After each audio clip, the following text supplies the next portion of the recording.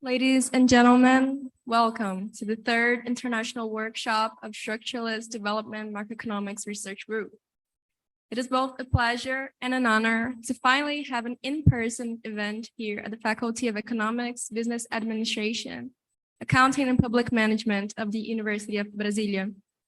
This third workshop is sponsored by the Scientific and Technological Park of the University of Brasília, PCTEC UNB, the Institute of Applied Economic Research, IPEA, the Federal Council of Economics, COPECON, the Regional Council of Economics of the Federal District, CORECON-DF, the Regional Council of Goiás, CORECON-Goiás, and the National Council for Scientific and Technological Development, CNPq.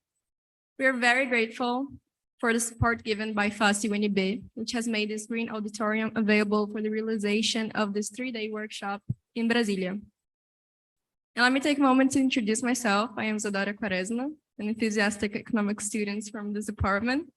It is a privilege to be amongst such distinguished individuals and experts in this field. Thank you for the opportunity, especially Professor Oreiro, to be part of this remarkable event. Before the welcome speech of the organizer of this conference, Professor Oreiro, from the University of Brasília, I ask you to watch a small video about the city, which is the pride of the Brazilian people, our federal capital city, Brasília.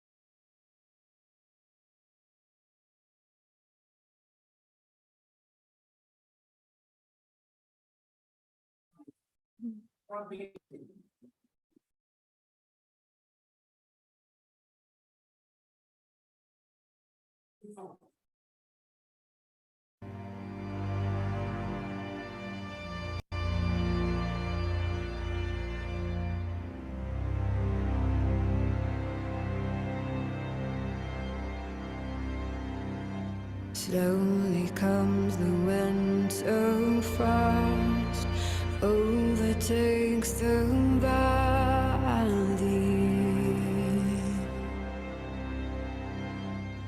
clinging to the earth until the spring breaks free.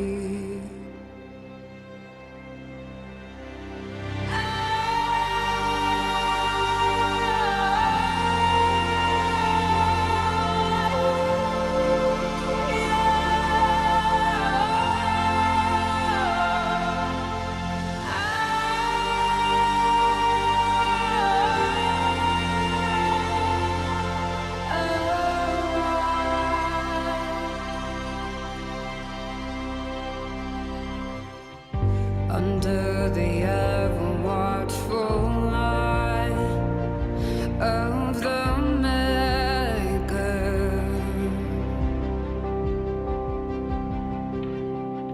the life asleep inside the ground awakens.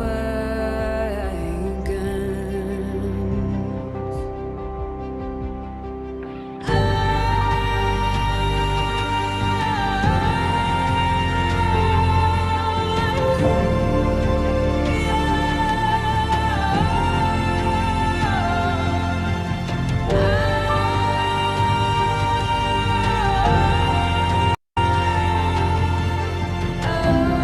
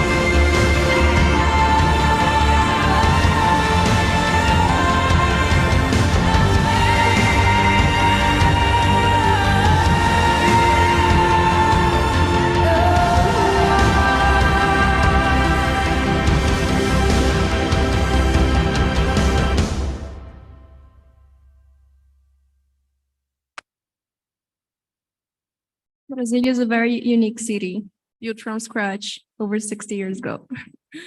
Now I'd like to invite Professor José Luis Oreiro to deliver his welcome speech to all our guests.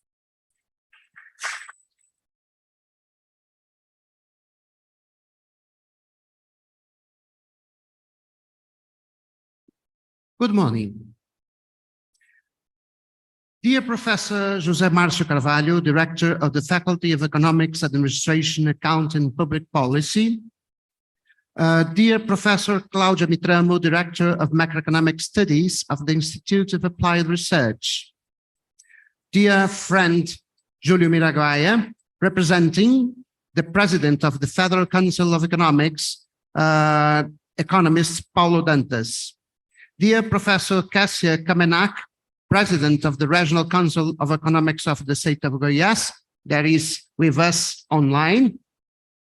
Dear guests and researchers from Brazil, Latin America, the United States, Western European countries, and also from India. As a leader of the Structuralist Development Macroeconomics Research Group, I want to give to all of you the welcome to the third international workshop of the research group, whose central theme this year is New Developmentalism, Public Policies for Innovation, Social Inclusion, and Sustainable Development. Climate change is a scientifically proven fact, but not yet treated with due urgency by the governments of developed countries, and especially by the governments of developing countries. I believe that the fundamental reason for developing countries to have little interest in the issue of climate change is because a false dilemma has been established between environmental preservation and economic development. In this way, developing countries as Brazil understand that they cannot be called upon to sacrifice the increase the quality of life of their citizens because of the environmental mistakes made in the past by developed countries. The fundamental premise of this workshop is that there is no such dilemma between economic development and the fight against climate change. On the contrary, developing countries can and should enter the new industrial revolution provided by the need to decarbonize the economy, which will require significant investment in the transition to a low carbon economy. These investments will be intensive in knowledge and the use of labor, and can therefore be compatible with the goals of reducing CO2 emissions, with the generation of income and employment, as well as reducing income inequality. This is a great opportunity for Brazilian economy. After 4 decades of semi-stagnation, to a process of premature industrialization, Brazil is able to reindustrialize its economy and with this, resume economic development, generating high-quality jobs and greater equity in income distribution through the necessary investments for what my colleague and friend, Professor Giulio Guarini, and I called ecological structural change. For this, cooperation between the state and private initiative will be absolutely necessary. Liberalism and Soviet socialism are outdated ideas. What we need is a social market economy in which the state and the private sector go hand in hand together to achieve a better future for Brazil and for all humanity. The resumption of economic development in an ecological, sustainable way is the best way for which Brazil can reach its destiny to be an important player in the new global order. Many thanks.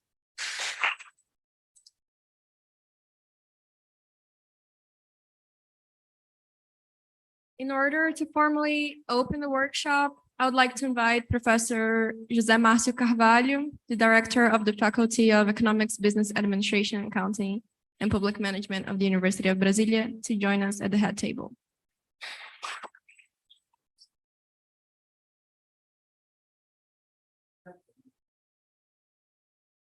Now, I invite to compose the table the Director of Macroeconomic Studies of the Institute of Applied Economic Research, Dr. Cláudia Mitramo.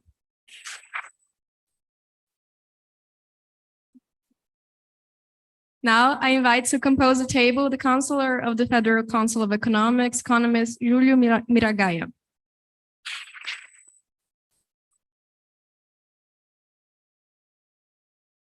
I invite to compose the table the President of the Regional Council of Economics, the Federal District economist José Luis Poinsati, represented by Professor José Luis Oreiro.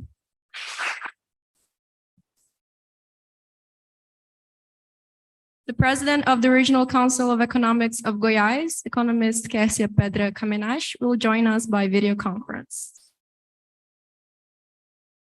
She's on. You can.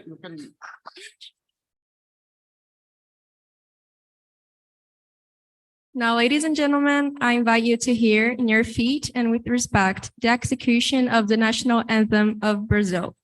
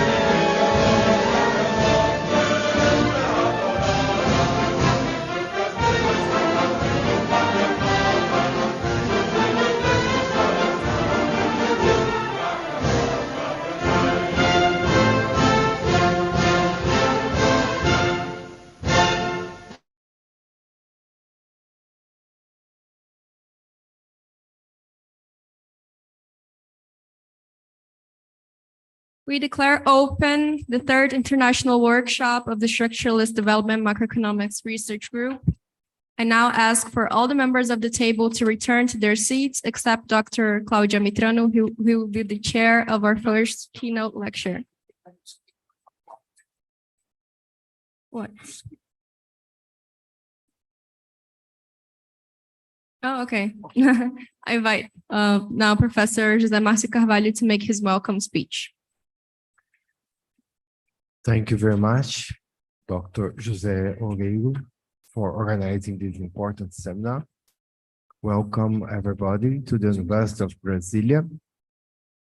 The University of Brasilia is a young, if you compare to universities in Europe or US, just 63 years old, but is big. We are a community of about 50,000 people and a growing university. And we hope to add, in terms of services, to the Society of Federal District, but also to Brazil. The university is present in most of fields of knowledge, both with undergraduate programs and graduate programs. And this faculty is one important engine in the university. It's leading the university as an original founder of the university. And we have very demanded undergraduate programs and master degree and PhD programs. Especially the Department of Economics is original unity that helped to create the University of Brasilia and always led this university with the institution of research. It was the first department to create a master degree program. It was the first department to create a PhD program. It was the first department to create a professional master degree program. And the intellectual leadership, very important, both for the faculty and the university. Dr. José Loureiro is creating new forum of discussions, is building a network very important for our faculty, for our students, for our lecturers. And we're very proud to have him leading in this development of seminars and program. He's very energetic, as you know, and is creating new forums of discussions that has a more broad and ambitious objectives. So thank you very much. We are very happy to receive you at the University of Brasilia at FACE, Faculdade de Economia, Administração, Contabilidade e Gestão de Políticas Públicas, and at our Industrials Department of Economics. Thank you very much for coming.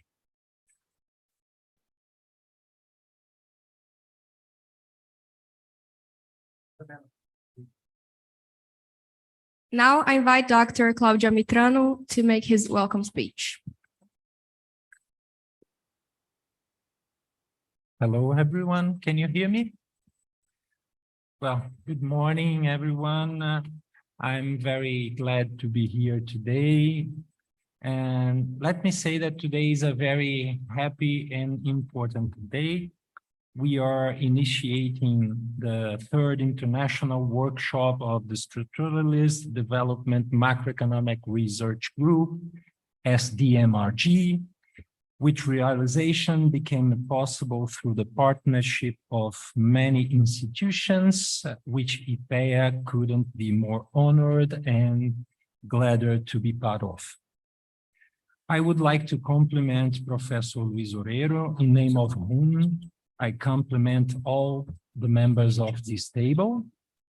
In the beginning of the year, when I was appointed to this role as Director of Macroeconomic Studies and Policies at IPEA, the Administrative Director of the Institute called upon all the directors to foster and financially support events that could enlighten the Brazilian Economic Academy and the public debate about economic and public policies.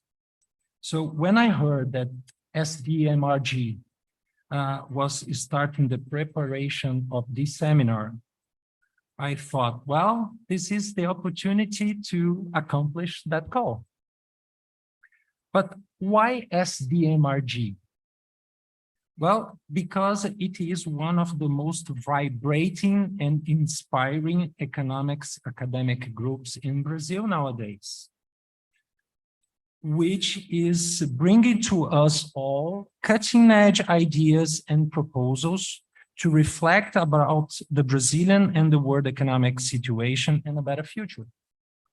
It is a unique research group in Brazil, and I have no doubts that is now recognized as one of the leading macroeconomics and development groups in our country. So IPEA is very pleased and honored to be part of it.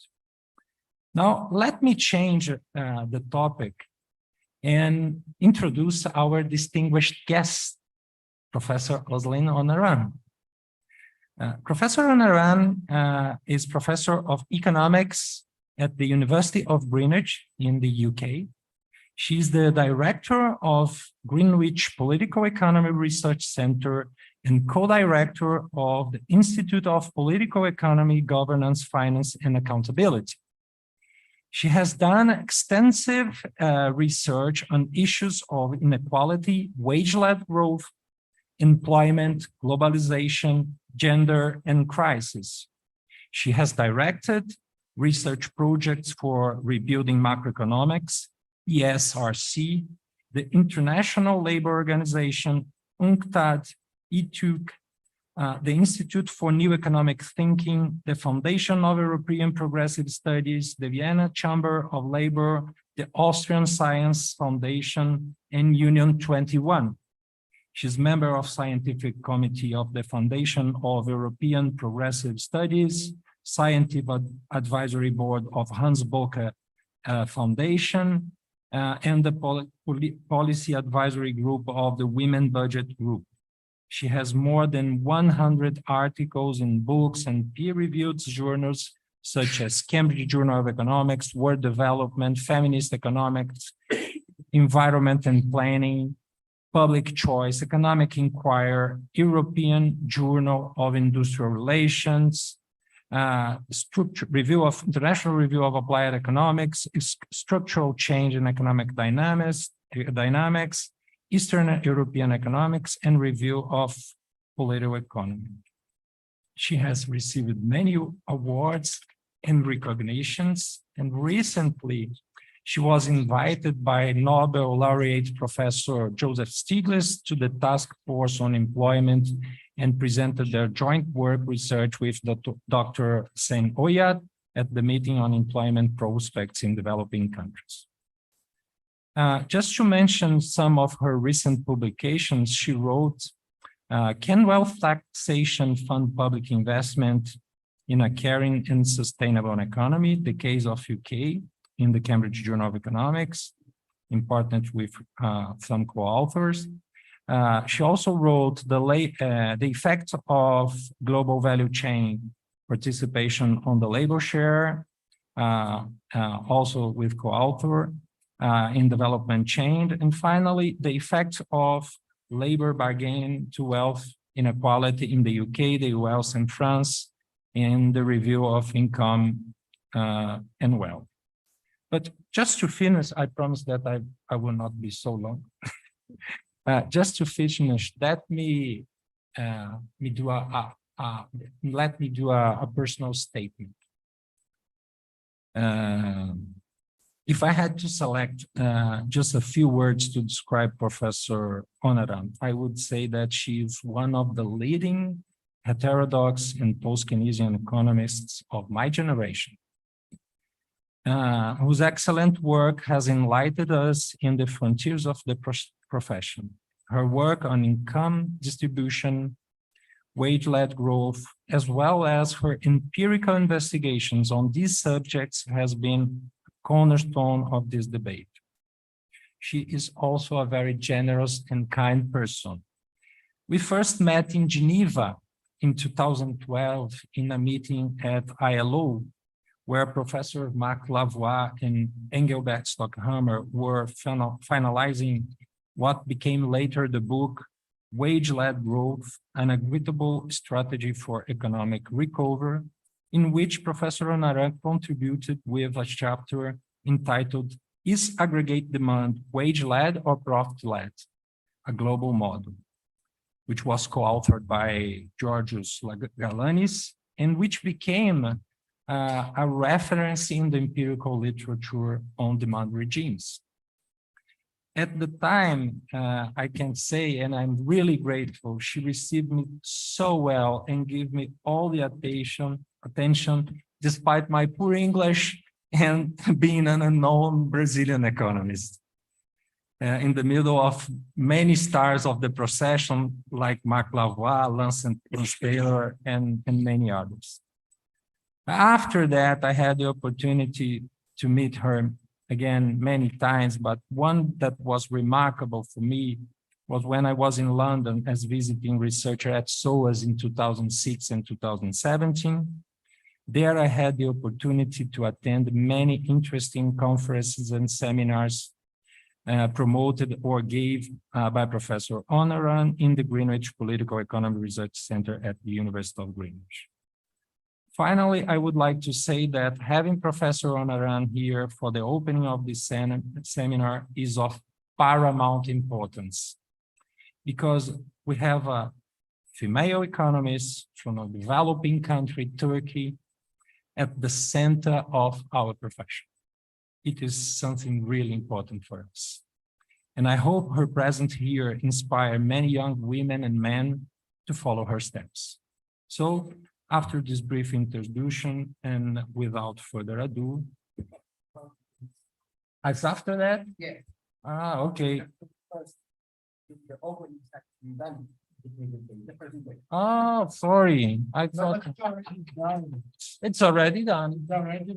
My fault. Sorry for that. Thank you very much. Yes.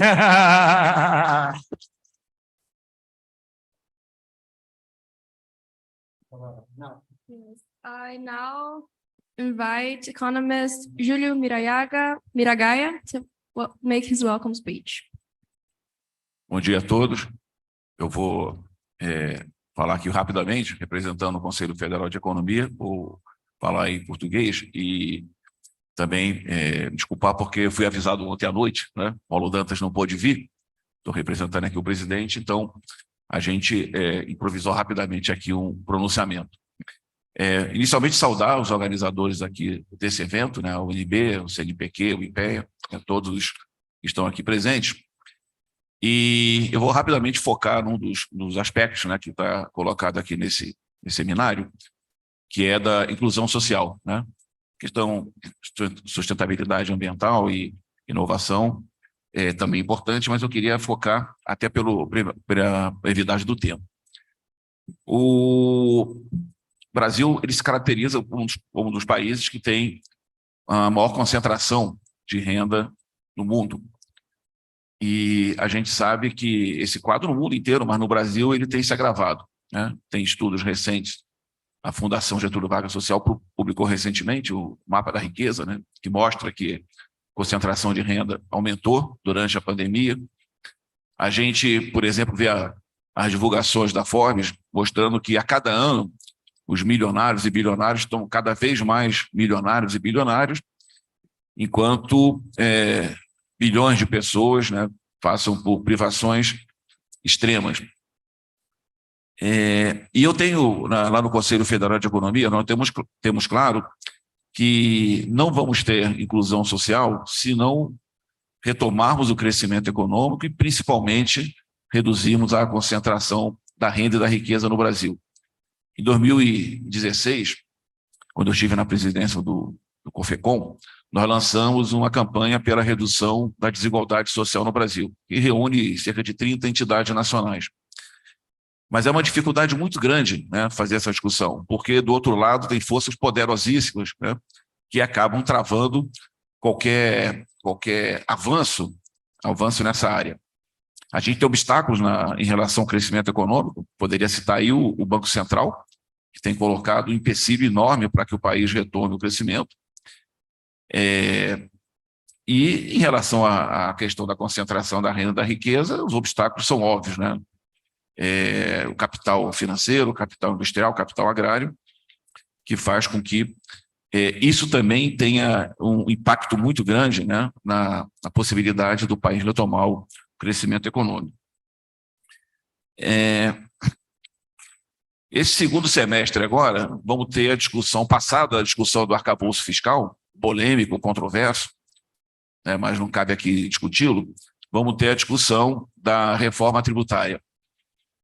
E nos preocupa muito, porque ela foi dividida em duas partes. Primeira fase, que vai tratar principalmente da simplificação, que é necessária. Nós temos uma estrutura tributária altamente complexa e nociva ao próprio ambiente de negócio. E a segunda fase seria dedicada à tributação da renda e da riqueza. E é aí que mora o perigo, porque provavelmente, e a gente percebe isso, eu estou hoje lá no Senado Federal, e a gente percebe que não há uma disposição para que se enfrente essa discussão da renda e da riqueza, tributação da renda e da riqueza, né? Alguns pronunciamentos lá falam claramente de que, vencida essa primeira fase da simplificação, onde tem conflitos aí interfederativos e tal, resolvido isso, pouco vai se avançar em relação à questão da tributação da renda e da riqueza.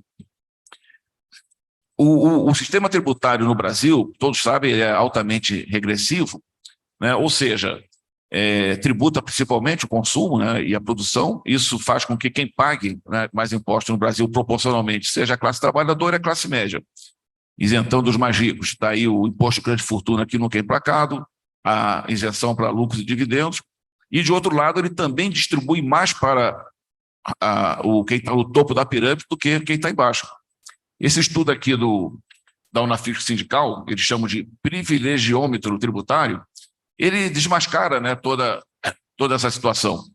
São nada menos que 490 bilhões de reais de renúncia fiscal, das quais 200 bilhões tem alguma justificativa econômico-social, mas 290 bilhões, né, é dinheiro, né, transferido do orçamento público para esses segmentos que estão no topo da pirâmide. Então, essa estrutura, que no entender lá do Conselho Federal de Economia, né, tem sido o principal mecanismo de promoção da concentração da renda e da riqueza no nosso país. Como é que a gente muda isso, né? Essa é uma discussão que está colocada. Finalizando, né, eu sou muito pessimista que o Congresso Nacional, esse Congresso que está aqui, possa tomar uma iniciativa progressiva no sentido de inverter, né, esse quadro que está no nosso sistema tributário. Somente uma ampla mobilização social seria capaz de pressionar o Congresso e fazer com que alguma coisa se avance. Então, a gente vai continuar sempre batalhando, vai continuar sempre levantando essas bandeiras, mas num quadro de muita dificuldade, né, para que a gente possa efetivamente avançar tanto, né, em estabelecer uma rota para o nosso crescimento econômico, a retomada do crescimento, quanto também para que a gente possa, via sistema tributário mais progressivo, reduzir essa absurda concentração da renda e da riqueza no nosso país. Muito obrigado. In name of the economist José Luiz Pagliussati, I invite Professor Oreiro to make his welcome speech. Well, many thanks. I'm representing the president of the Regional Council of Economics of Federal District. I will be very brief, just 200 pages of speech. No, I'm joking, okay? Well, just two thoughts. The first one is my favorite sport, is to criticize the Brazilian Central Bank. As many of you already know, that I'm the enemy number one of the president of the Brazilian Central Bank, Roberto Campos Neto. But in order for Brazil to resume economic development, one first necessary step is that we have a reasonable macroeconomic policy, and this means that we must have a reasonable short-term interest rate. In the last 12 months, the short-term interest rate in Brazil stays at the constant level of 13.75% per year, despite the accumulated inflation in 12 months is declining. The last number of the inflation rate in Brazil for the 12 past months was less than 4%. This means that our real short-term interest rate is high as 9% per year. This is an absurd number, is much higher than numbers, the real numbers in European Union, in the United States, or in other developing economies. These unjustifiable interest rate will make a huge income transfer this year of more or less 700 billion reais, which means more or less 150 billion euros from the entire society to the top 1% of Brazilian people. This is the massive income distribution program from all the society to the top rich. If we are not able to change this monetary policy, and we are not able until now because in 2021, a law was passed in the Congress that approved the formal independence of the central bank. So President Lula, when he assumed his third term, is probably the first head of state since the times of Queen Mary I of Portugal that is not allowed to choose the president of the Monetary Authority of Brazil. Is the first time in history of Brazil since the end of the 18th century that the head of the state, which means not only under the Republican era that started on 15th of November 1889, but also when we become a united kingdom with Portugal in 1808, when the Portuguese royal family arrived in Brazil, escaping from the invasion of Napoleon of Iberica Peninsula. When the royal family arrived in Brazil, one of the first acts of the regent prince, John VI, was to found the Bank of Brazil, and he appointed the first president of the Bank of Brazil, which was at that time the monetary authority of the Brazilian economy. Since then, all the head of states, Your Majesty the Emperor Peter I, Your Majesty the Emperor Peter II, and all Republican presidents up to Bolsonaro had the power to choose the president of the monetary authority. But now we have an exception. And that's why, in my view, we still have this absurd interest rates that has no economic justification and is hurting the Brazilian economy and is making a huge income distribution from the entire society to the 1% top richest citizens in this country. Well, that's my first idea. The second is, a little marketing. I'm in this conference, I'm selling my two books in Portuguese. The one, Macrodinâmica Pós-Keynesiana, it's a textbook of growth and distribution. And the other, Macroeconomia do Desenvolvimento, that is a textbook on development macroeconomics. If any one of you wants to buy the book, this guy there, Daniel Moura, Daniel, raise your hand. The books are with him. You can pay with Pix, and my signature for a while is for free. Thank you very much.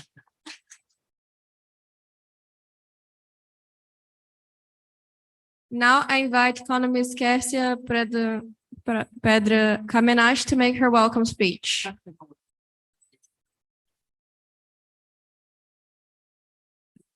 Sem áudio. Sem áudio, Kersia. Sem áudio.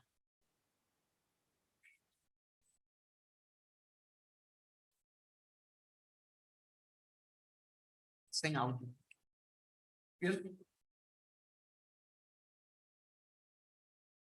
Ela tá pensando que tá falando. You are muted.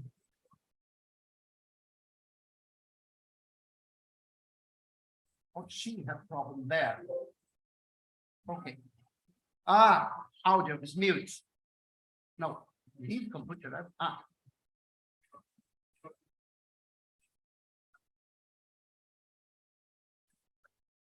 Daniel.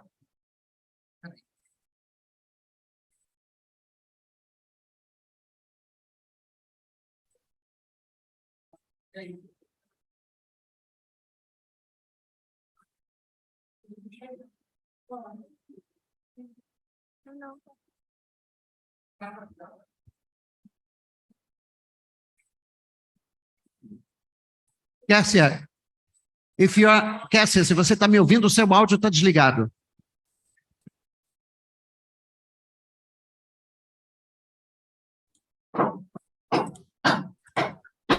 Agora sim, Cássia. Sim, ok. Bom, bom dia a todos e a todas. Eu peço um pouco de desculpa por conta do barulho. Aqui estão mexendo com obra, então tá meio barulhinho. Bom, de antemão, pedir desculpa por não estar aí com vocês presencial, mas eu tive um problema familiar e não pude me ausentar de Goiânia esses dias. Mas nesse evento, que é extremamente importante, né, para o grupo de pesquisa e para nós que estamos apoiando, que traz aí temas, né, para serem discutidos, sobretudo a questão da importância da sustentabilidade nesse período que a gente vem pós-pandemia. Então, primeiramente, quero parabenizar o professor Oreiro pela dedicação à docência, à pesquisa, essa preocupação em estar promovendo esses debates, não só em relação ao meio acadêmico, mas também para a sociedade, tomar um pouco mais de consciência sobre a área das ciências econômicas, né? Que impacta diretamente a rotina do cidadão, que impacta a rotina das empresas, que impacta também as decisões do setor do governo, né, do setor público.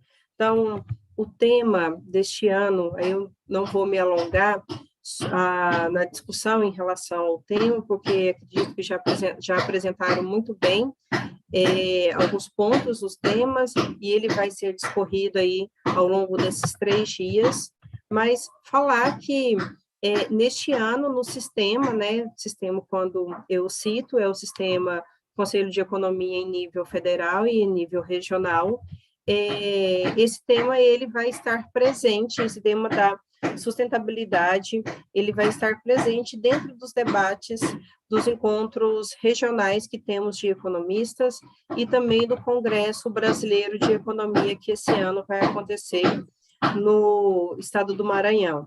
Então, isso demonstra a importância deste debate, né, para as ciências econômicas, e a gente tem, então, este workshop, vamos dizer assim, abrindo, né, essa temática nessa discussão em termos do meio, né, dos economistas. Então, professor Oreiro, parabéns pela escolha do tema, parabéns por você dar início, né, neste ano, vamos dizer assim, a essa discussão que nós temos aqui no Brasil hoje, em termos de sistema. Então, quero cumprimentar os pesquisadores que vieram, né, de outros países para estar aí conosco. Então, sejam bem-vindos aqui ao Brasil e desejo a todas e todos um excelente workshop.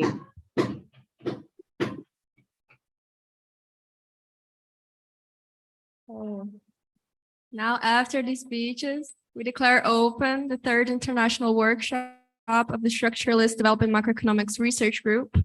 Now I ask for all the members of the table to return to their seats, except Dr. Claudia Mitrano, who will be the chair of our first keynote lecture.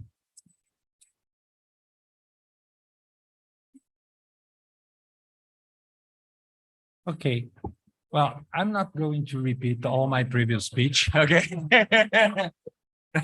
Please don't, please don't, please don't. I'm not going to do this.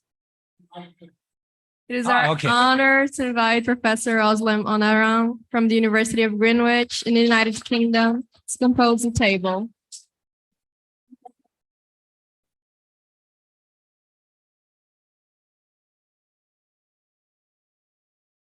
So as I told you, I'm not going to repeat my previous speech, just to say that, and sorry for my mistake, for hindering the rules of the table. And just to say that the Institute for Applied Economic Research is a research institute of the government.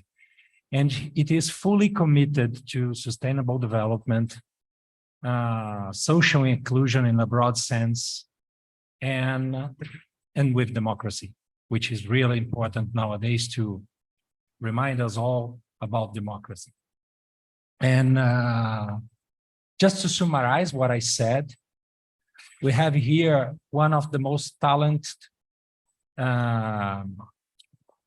proliferous and economists of my generation, and a very generous, kind person that I have met. And it's really important to have someone like Professor Onaran here today to initiate this seminar. And while we wait to the presentation, just congratulate Professor Herrero as well, and all the members of the SDMRG for the conference, which I think that will be one of the most important groups in Brazil about macroeconomics and development.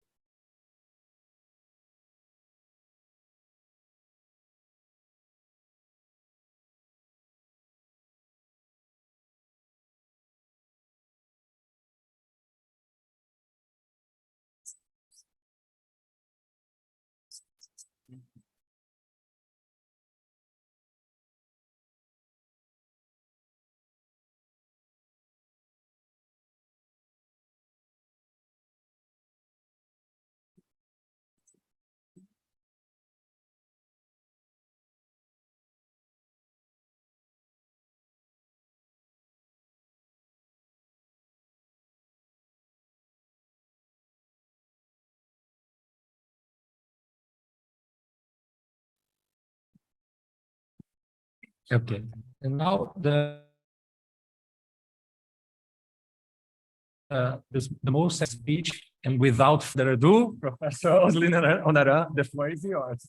Okay, thank you, Claudio. I have to say, it is a great pleasure for me to be here in Brasilia. This is my second time in Brazil. The first time was 2003, Porto Alegre World Social Forum.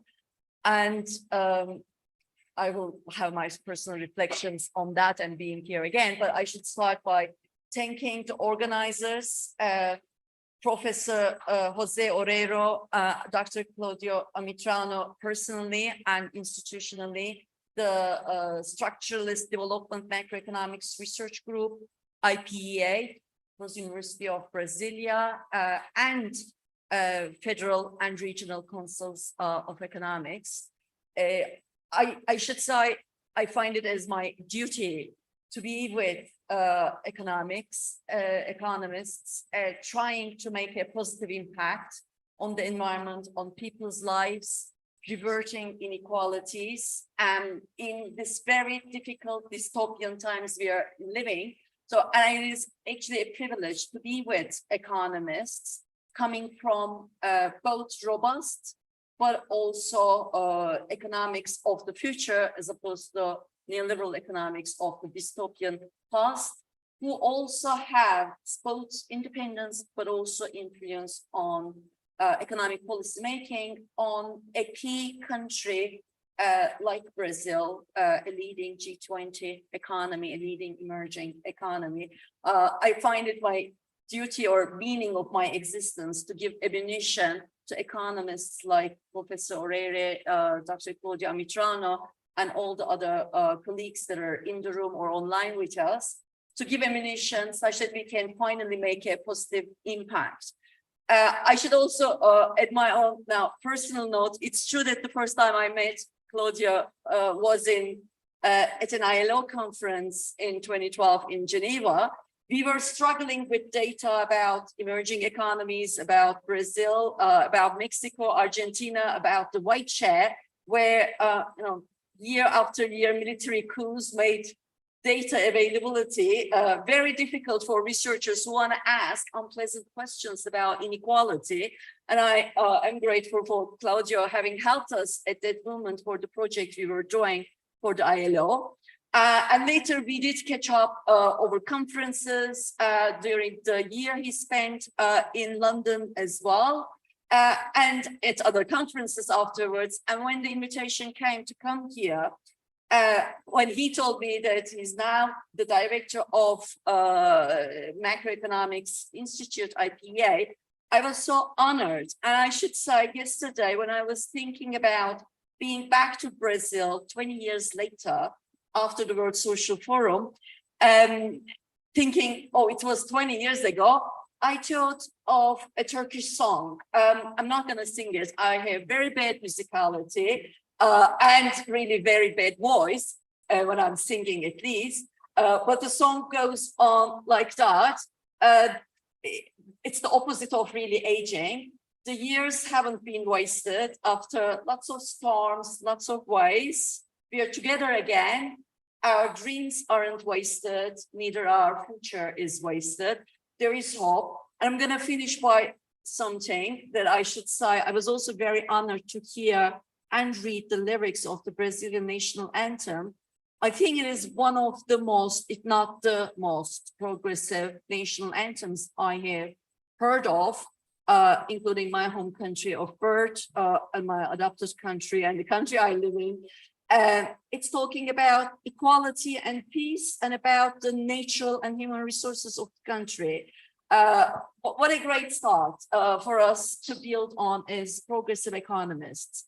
Okay, so thank you so much for having me. As I said, I will base my talk on the work that we have been doing with my colleague, Cem Oyvat, talking about the employment effects of public spending in the green and caring economy.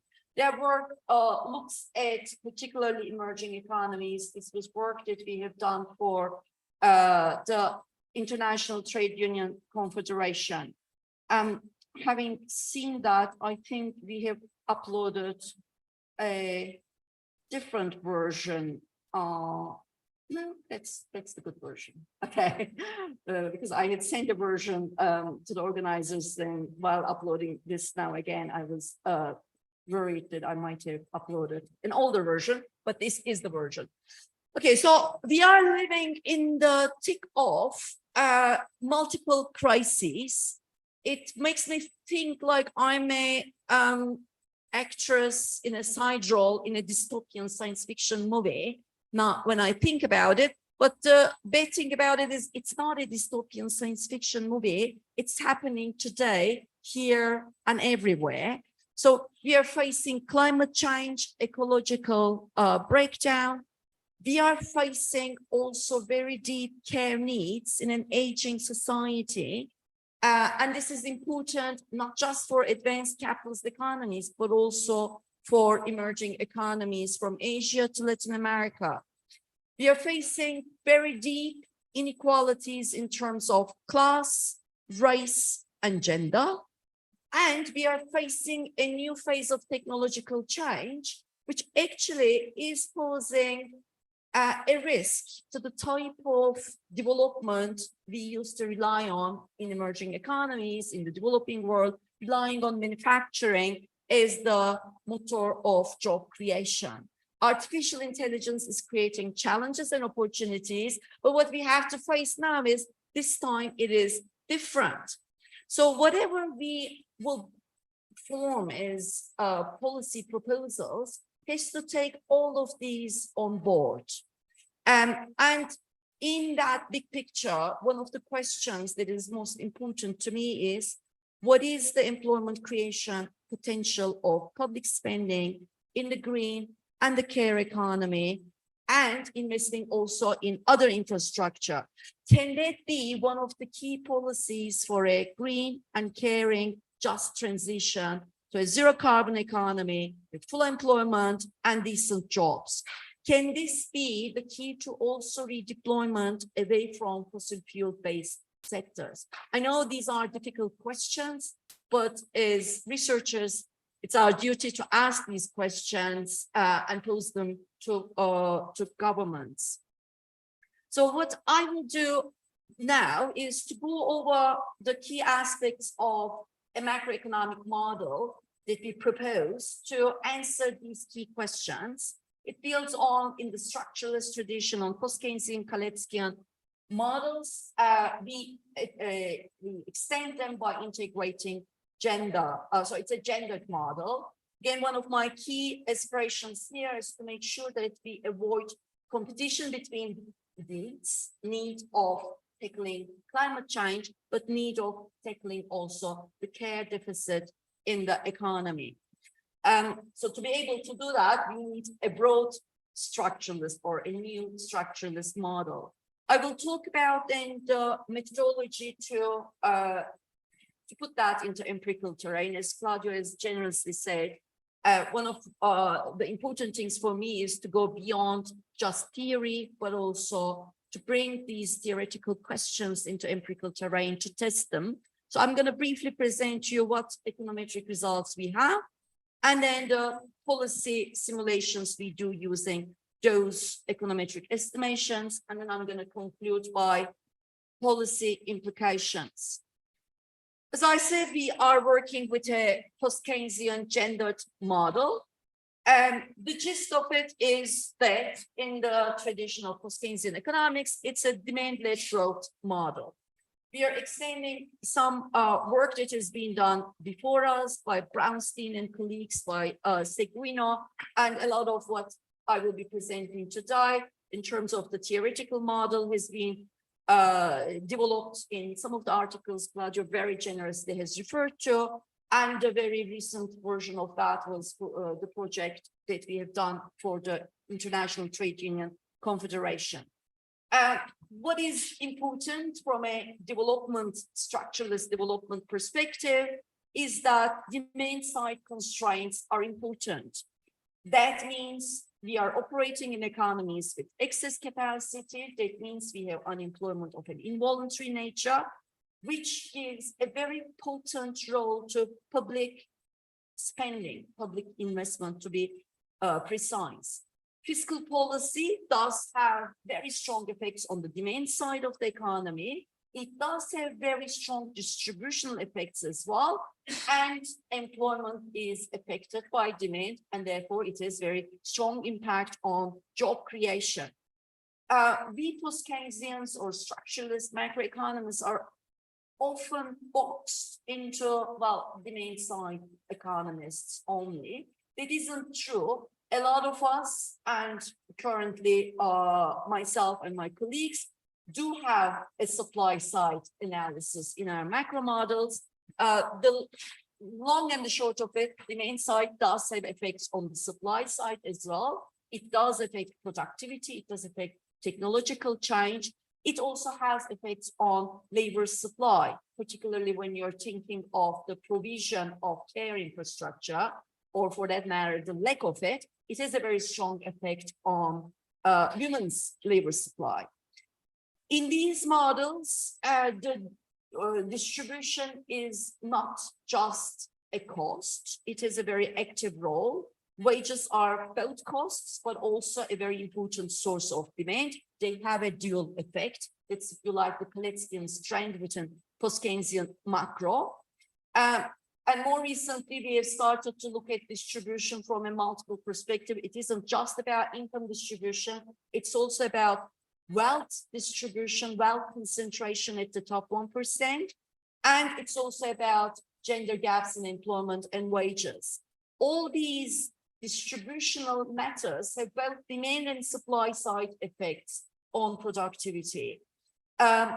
These analyses are structuralist in the good Latin American sense of the word, in the sense that the sectoral composition of your economy matters, import dependency of your economy matters, gendered social norms and thereby gendered occupational segregation has effects on, for example, impact of different types of fiscal policies. We are working with a real world case where firms have oligopoly power, price setting power, and there are differences in bargaining power between capital and labor, and between and different bargaining powers of men versus women as well. All these have macroeconomic consequences. And last but not least, public infrastructure in terms of both the physical and social infrastructure has a very important effect on both the demand and supply side consequences. So within this model, and given the question of urgency of tackling these multiple crises, on the demand side, I'm going to start by first talking about the public sector, and then I'll briefly talk about what the other demand side variables like consumption or private investment are doing. So on the government side, on the demand side, in this model or in this piece of work, we are looking at the impact of public spending in the care economy, to be precise, on social infrastructure, which is the public spending in education and childcare and health and social care. I will be referring to that as also investment in human capabilities. So it will show up in abbreviations that you will see later as YH. That's the value that is created by the government through care economy spending in the human capabilities producing sector. The second important public spending we are focusing on is public investment as well as current spending in the green economy. Here we are looking at the potential effects of public investment in renewable energy with a focus on solar, wind, hydro, and geothermal energy. It can be extended depending on the needs and the natural strengths of a country. These are the four that we think to be relevant for a lot of the economies we're looking at. The second green public investment factor is investment and current spending to increase energy efficiency. That goes from construction to insulate the existing building stocks, to increasing energy efficiency in the industry, to upgrading the national grid and increasing its energy efficiency. The third factor we are looking at is public transport. That is both investment and current spending to provide public transport services, excluding air transport, and with a focus on, in particular, rail network, both investing and providing public transport services. Mind you, we are not modeling stimulus or subsidizing private electric vehicle production. It is taught as part of the green economy in some other simulations that you would be looking at. But the idea here is, how do we decrease the material use as well as increase energy efficiency and reduce emissions all in one intervention by the government? I will be referring to that in short as RECT in the future slides, in abbreviation, that is renewable energy, energy efficiency, and public transport. The third is then public investment in other physical infrastructure. I emphasize physical infrastructure because we refer to the care economy spending as social infrastructure spending. Maybe one heads up there, the social infrastructure in our national accounts is labeled as current spending when you pay the wages of the social care worker, the teacher, the nurse, or the nursery teacher. Feminist economists say that's an investment in social infrastructure. Obviously, there is other infrastructure that also requires government investment. That would be items like social housing or the physical infrastructure for the care economy, such as hospitals, schools, or nursing homes. So in terms of the full interactions in the model, if I can briefly give you a taste of what happens when we stimulate public spending, what happens on the demand side, what happens on the supply side. And as I go along, I'm going to say a few words about the other demand components in the model as well. So be it the public spending in the care economy, social infrastructure, or public spending in the green economy or other infrastructure, all these in the short run will have very strong positive direct effects on aggregate demand and thereby aggregate output, hence GDP in the short run. That is the short run effects. Behind these positive arrows, and these are not assumptions, but empirically well-validated effects that we find. And I'm going to talk about how big those effects are, how big are the multipliers in the short run and the medium run later. But behind these effects are obviously the effects on the other components of aggregate demand. It's consumption, private investment, and net exports. On the consumption front, consumption is a function of wages of men and women and profits after tax. It's also a function of wealth. We look at wealth as the wealth of the top 1%, if you like, the capitalist class, and the wealth of the bottom 99%, the rest of the society, predominantly wage earning labor and small and medium enterprises. So consumption will increase when you hire more public employees or outsource these services or increase people's wages, obviously. Mind you, there will be different effects if the money goes more to the women workers versus men workers. They have differences in their marginal propensities to consume. There are also differences in the marginal propensities to consume out of wages versus profits. Public spending also is a stimulus to private investment. Two reasons. One is it creates demand, and private investment actually responds to demand very strongly. And it does provide infrastructure that improves business environment. We do allow a general model here in the good Keynesian tradition of general theory. Thus, we do allow potentially an increase in the interest rate if you increase public spending. And if that does happen, we do allow for a negative potential effect on private investment, which will depend on the interest elasticity of private investment. Meaning nothing is ruled out in the model theoretically, if you like. Of course, whether that crowding out effect materializes or not is an empirical question. Just maybe spoilers for the end. In my experience, that effect is either insignificant or very minor. Hence, if you spend as the government, you will stimulate private investment and big time. The third component, obviously, net exports in the short run wouldn't benefit from that, wouldn't be affected from that. There would be the long run effects coming from productivity later from the supply side effects.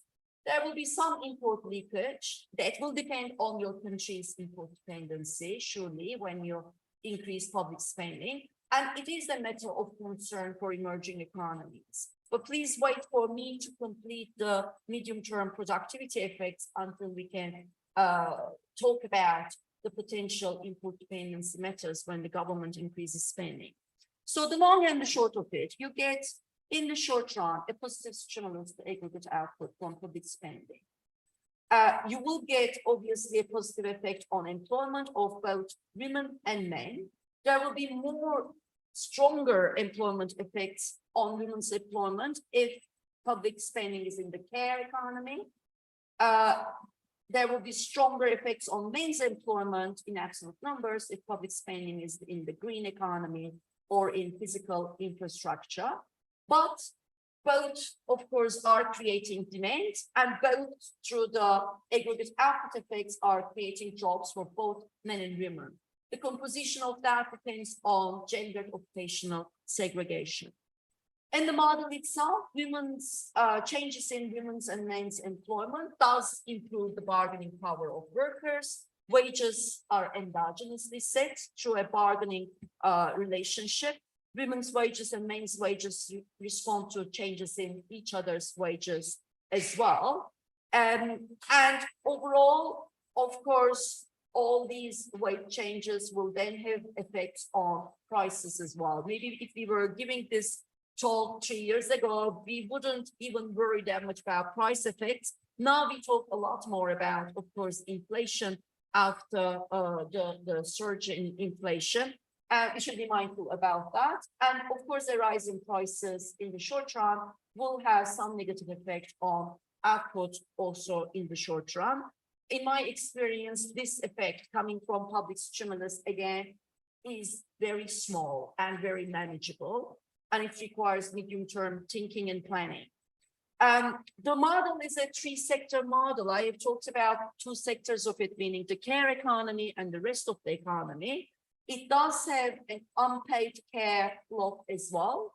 It is important because it is determined exogenously by the demographic needs of the society, but it is also determined by the presence or absence of public provision of care services.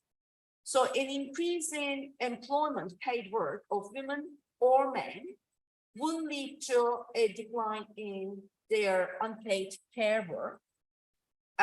Or it will, if it doesn't lead to a decline in the unpaid care work, it will affect the quality of that work if you're juggling both paid work and unpaid work. And unpaid work, just as the paid work, is very gendered, meaning women are doing the bulk of that unpaid care work.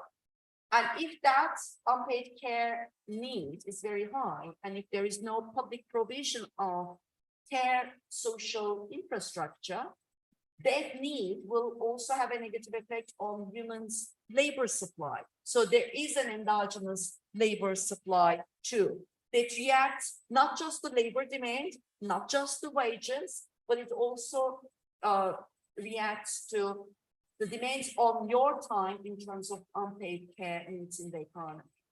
So obviously, public provision of the care infrastructure itself does decrease the unpaid care requirements for a given demographic structure, which then releases women's potential labor supply if they choose to do so.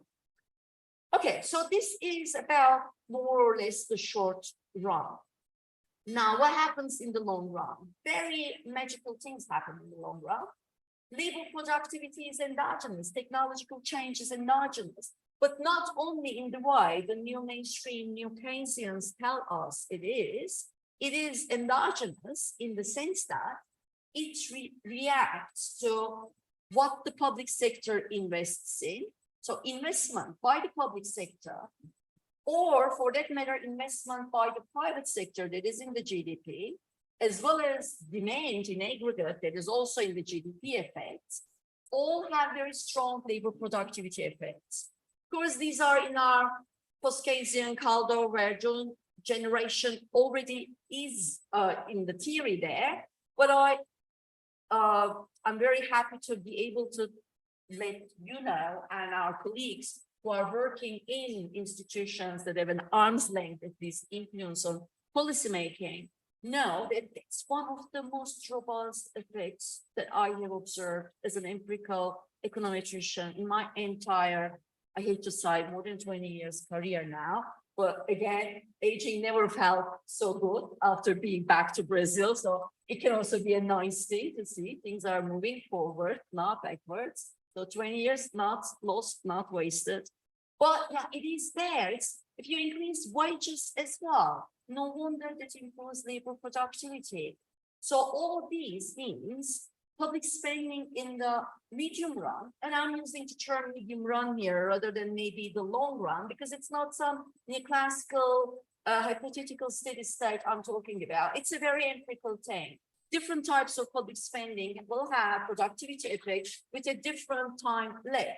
Maybe if you invest in transport or communication network or health infrastructure today, it's going to affect productivity almost next year. If you invest in childcare, it may take longer for the children to grow up and be productive, but also in the short run, if it releases me from doing more childcare work at home, I might realize my productive potential at its fullest rather than partially. So yes, even childcare is an investment in productivity.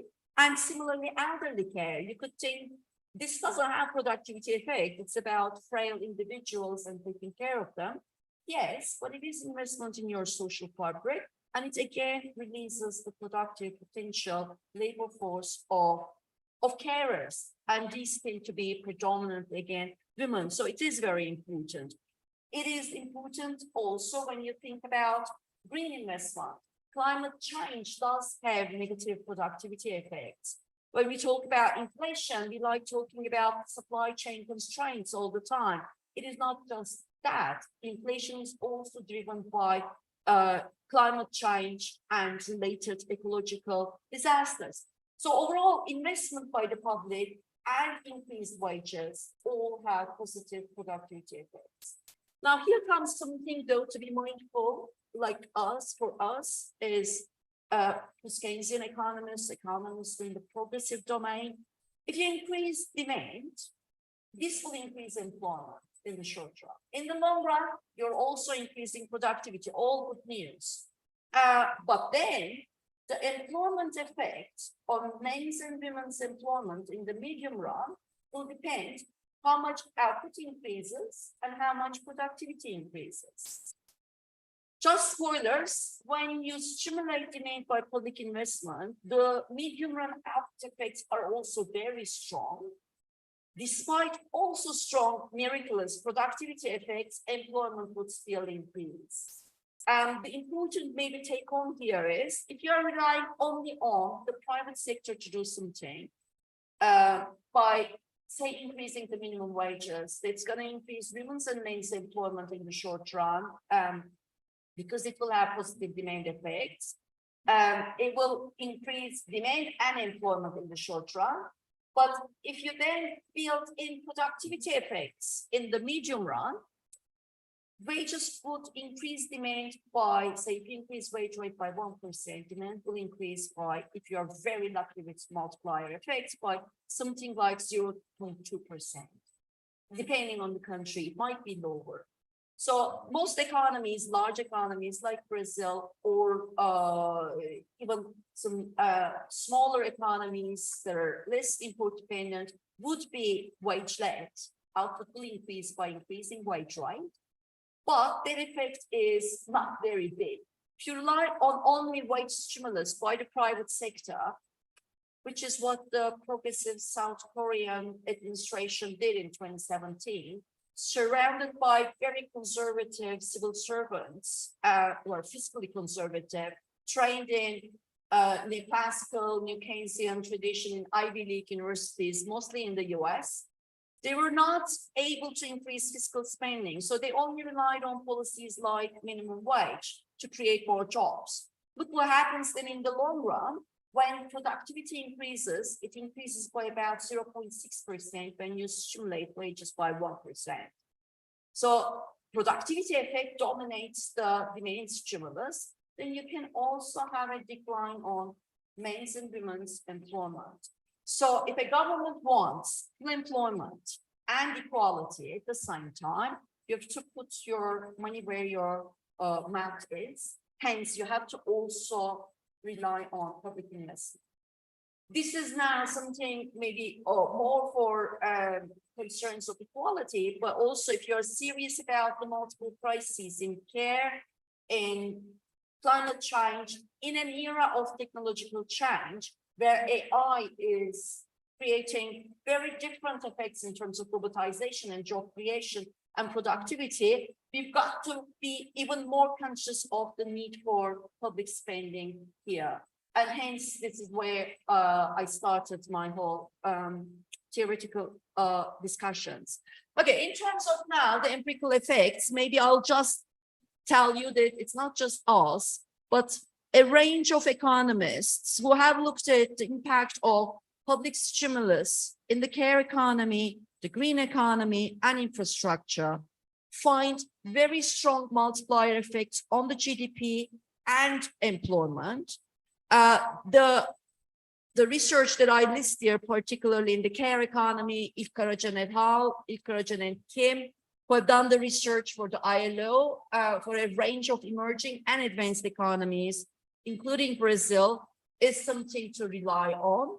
It is coming from the United Nations after all. And there's been previous work done for the ITUC, and we have also done what I'm going to be showing you in a minute about that. We also worked on advanced capitalist economies, the UK. The results are always there. In terms of the green economy and infrastructure, there is research coming from now, IMF researchers, Patini and colleagues, and very strong multiplier effects of green economy investment. They do include nuclear energy as clean investment there. We don't. And again, looking at infrastructure, similar effects are there. People use different modeling techniques here, input-output analysis, as Pauline et al. Are doing. Fermos and Nicolaidi are using Stocklow consistent post-Keynesian global macro modeling. Wildauer et al. Or Battini et al. Are using vector autoregression. The results are always there. We ourselves have worked with single equation, structuralist, econometric estimations, as well as vector autoregression results, which I will show you later. The results are always there. Multiplier effects are strong, larger than one. Employment effects are strong too, despite productivity effects. Okay, maybe my last section, where I will show you some of the empirical findings we have worked for the emerging economies recently. That is the work we have done for the ITUC. We looked at 8 emerging economies: Chile, Colombia, India, Indonesia, Philippines, South Korea, South Africa, Turkey. I'm sorry, Brazil was not there. I should say the country selection was made by the ITUC, and they made that decision in December 2021, thinking of where they have lobbying power in the trade union movement. If the decision was made today, I'm sure they would have told us to include Brazil. Back then, these were the countries where they thought they have leverage over government. Hence, I really find my meaning in life as an economist, giving ammunition to people who can use that. Hence, very happy today to be in Brazil. I'm very happy to have worked with ITUC on that. Okay, so what did we do? We have had the green economy stimulus to the renewable energy, energy efficiency, public transport. We said if we stimulate green spending by 1% of GDP in the country every year for 5 years, you could do it for 10 years in the simulations. We had a 5-year horizon, the lifetime of a government. That's how I think about it. We said, let's allocate 1% of that GDP, half of it to renewable energy, equally among wind, solar, geothermal, hydropower. That's coming from work done by Pauline et al. For different emerging and advanced capitalist economies. They said, let's give 20% of that to energy efficiency, half of that goes to weatherproofing, 25% goes to industrial efficiency, 25% goes to national grid. Then 30% of that spending, 1% of GDP, goes to public transport, and UPTA, Association of Public Transport, says 10% of any public transport investment goes to transport infrastructure. We focused on rail transport here, meaning investing in locomotives, rail infrastructure, and so on. 18% would go to construction work to build that infrastructure. And then 72% goes to current spending by the government for providing public transport services. Then we said, the care stimulus is straightforward. That's 1% of GDP. It's in the sector of health and social care, education, and child care. In terms of how you simulate the effect of 1% GDP spending in renewable energy, energy efficiency, public transport, you need to think about input-output structure of the economy. And it's really lovely to sit in front of input-output tables and think, what does it take for the government to produce a solar energy or a wind energy farm or invest in geothermal energy? Using numbers from Pauline et al.'s work, about 0.46 percentage point of GDP goes to the sum of manufacturing sub-industries that provide input to those energy efficiency or renewable energy or public transport production.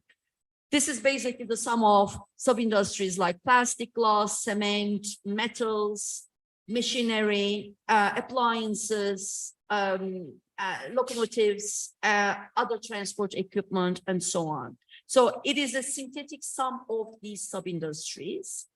Quite a lot of that goes to construction. No wonder Biden's program has a lot of support from construction trade unions in the US. So if you spend 1% of GDP in green economy, 0.33 percentage point of that goes to construction. And then 0.21% of that goes to public transport services. This is also music to the ears of transport trade unions. So what do we do now? In order not to be very technical, maybe I'm just going to summarize you. In technical language, we are doing a systems estimation using vector autoregression methodology.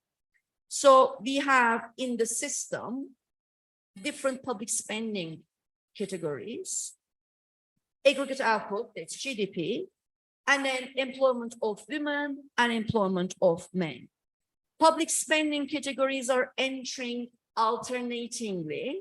In one version, we put the care public spending and then simple gross fixed capital formation accounting for physical infrastructure. And then we have output employment in the system. In another alternative specification, we are looking at particularly just the green economy investment. So we have the value added in the manufacturing subsectors providing input to the renewable energy, energy efficiency, public transport. Then value added in construction and value added in transport services, excluding air transport. And the rest of the system is again aggregate output, employment of women, employment of men. In an ideal world, we could put all of these together. Our data is annual and in the best of all worlds, dates back to 1970s only. So that wouldn't be very advisable. We did try for robustness purposes, but also mind you, there is an overlap between gross fixed capital formation and spending in the green economy.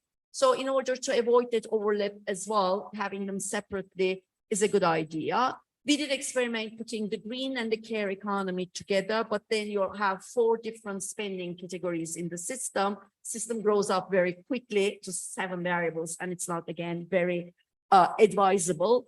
So overall, our data starts in 1972 in the best of the worlds in South Korea. It ends in 2018 for all of the countries.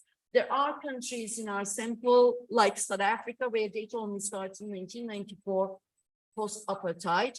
Again, I'm going to South Africa after here, with a brief stop at work in London. But I'm really, again, honored that South African progressive economists wants to use these results and impact government's budget negotiations.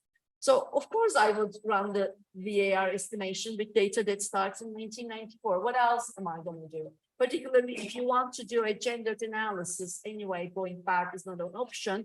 But for South Africa, even with aggregate employment, actually we can't reliably go much before that. So we did try it, and results are surprisingly meaningful. For me, a country with really good data, like Chile in this data set, South Korea, if the results deliver effects that are in line with what you would theoretically expect, then the model is working. And if the model still produces sound results for a country where data is very short, at least I have my reference point for reliability. So I'm happy with that. Okay, so let me maybe summarize what we find in plain English, because of course I was honored to be in the company of also practitioners from the Economics Council. What we find is very simple as a one-line advice to any government: public investment in the care economy, green economy, and infrastructure broadly has very strong output effects.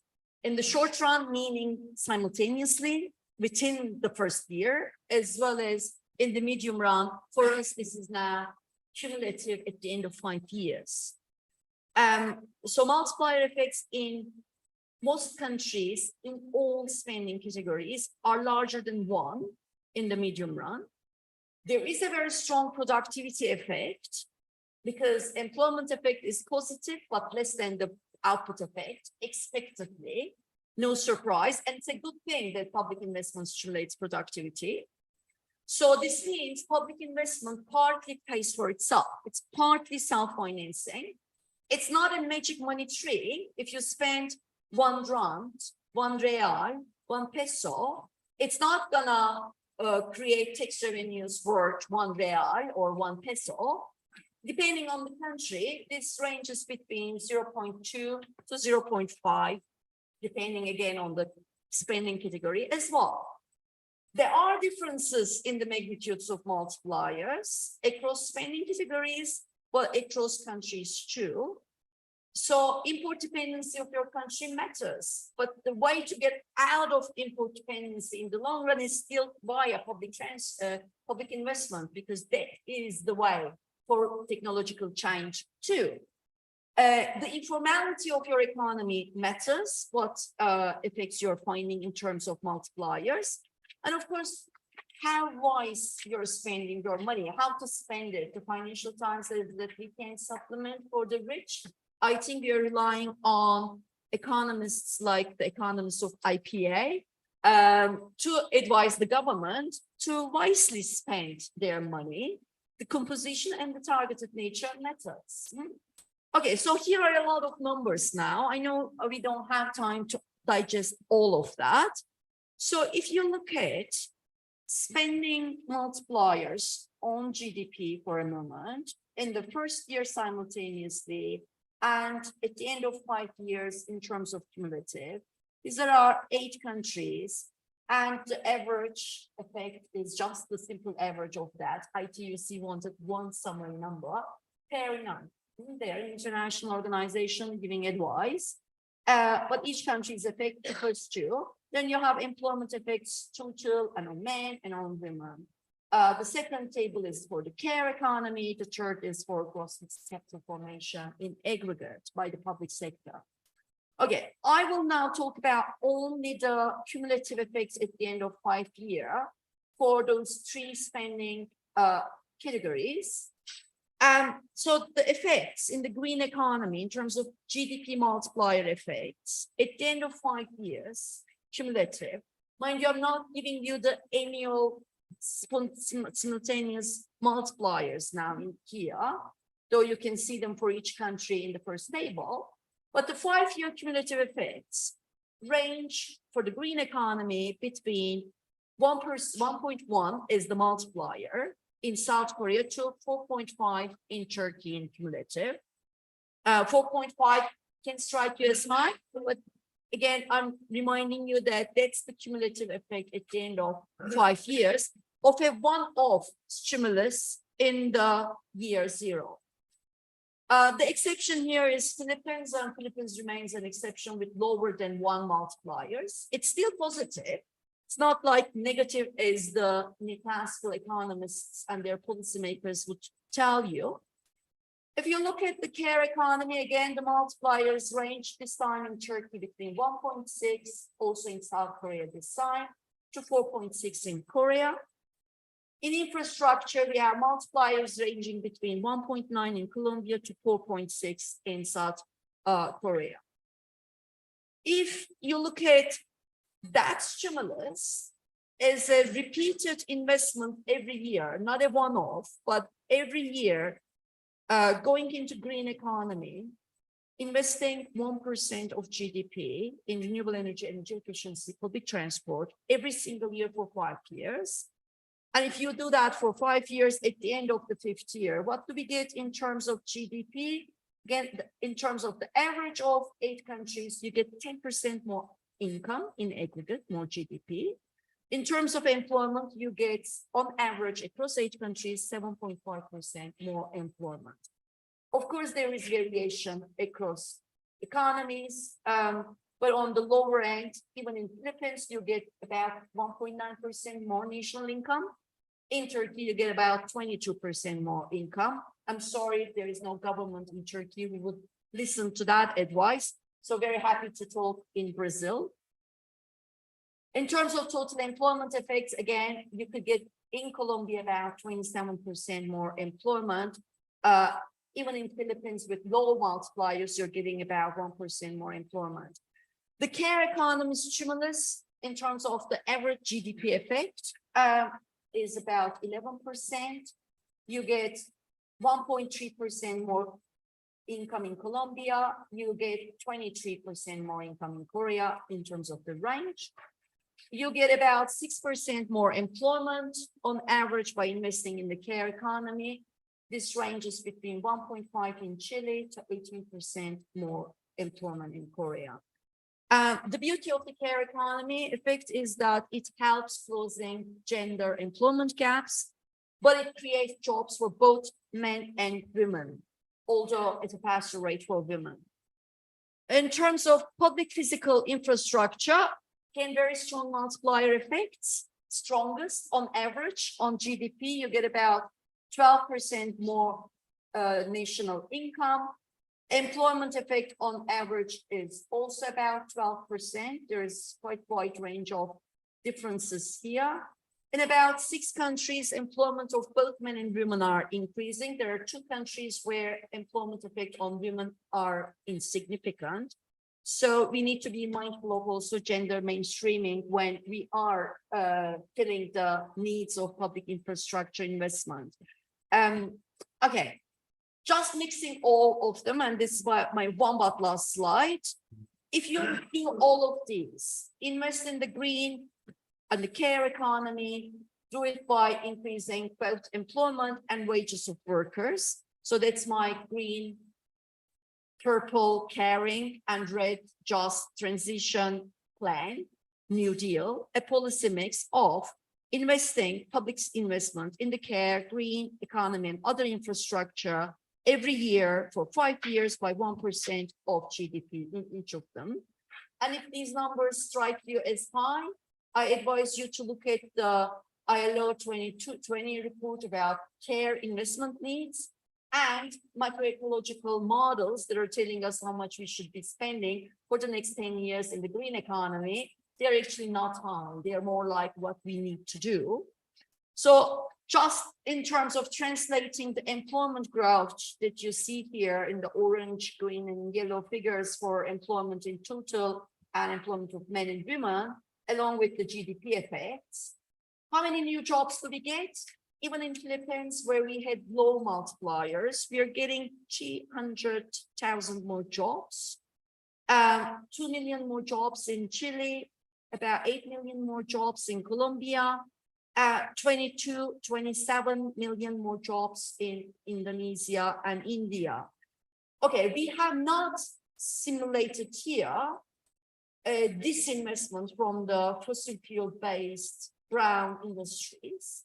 If you do that, obviously there will be job losses too, but these numbers are telling us that there is a lot of space for redeployment away from fossils if a government puts its mind, well, and money to it. That is very generous. I will need probably only 2 more minutes. Thank you. That's my last slide. Okay, so the punchline of all the empirical work we are doing, the message we are trying to give to policymakers of the countries and the world, and people who have negotiation and policy influence power, like the trade unions, think tanks, or research institutes for that matter.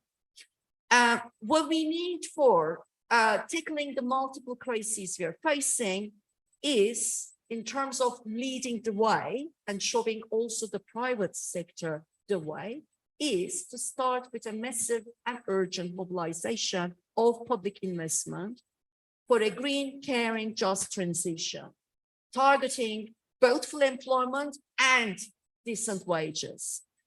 That requires a total paradigm shift to fiscal policy, or for that matter, to economic policy making.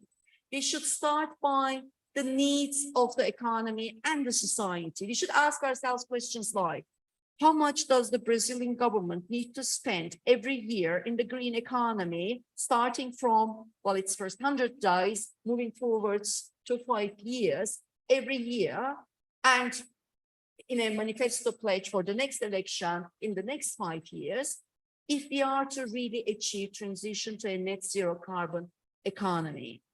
We have to ask the second question: what are the care needs in an aging society in terms of the investment we need in hiring more care workers, nurses, nursery teachers, doctors, and what is a decent wage that they deserve, such that we as a society value the key crucial work they're doing. And while asking this question, we have to also think about what is investment in productivity and infrastructure. Well, certainly green economy is infrastructure, but current spending to hire more nurses or teachers or nursery teachers and pay them higher wages is also investment in infrastructure. It's just social infrastructure. So if we are concerned about the credibility of our spending, we should think about how we redefine what is investment, what is infrastructure, and what is a fiscal credibility rule. Obviously, without tweaking the national accounts and our statistics, but really changing the perception of what is investment versus what is consumption. Having nurses and nursery teachers isn't consumption, but it is investment. Okay, the good news for any government is this is partly self-financing because multipliers are very high. And the route to releasing us from the constraints of balance of payments in the medium run is also going through investing today. But of course, it's not like a magic thing. I am not a subscriber to the modern monetary theory. Multipliers are larger than one, but no public investment in no country, even in the most independent country of imports, will 100% self-finance itself by creating more income and tax revenues.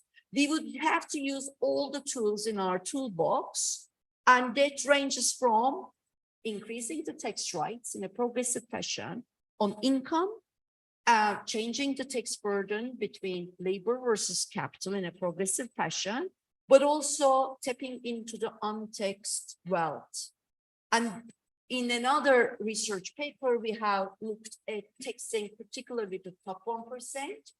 It creates magical outcomes. It has a very strong, unexpected, very strong positive effect on private investment, because the top 1% with its wealth is doing just financial speculation. If you tax it, and private investment is actually flourishing, because you're putting a sand in the wheels of financialization, and you're decreasing the oligopoly power. You're actually improving entry to the markets by taxing the top 1%.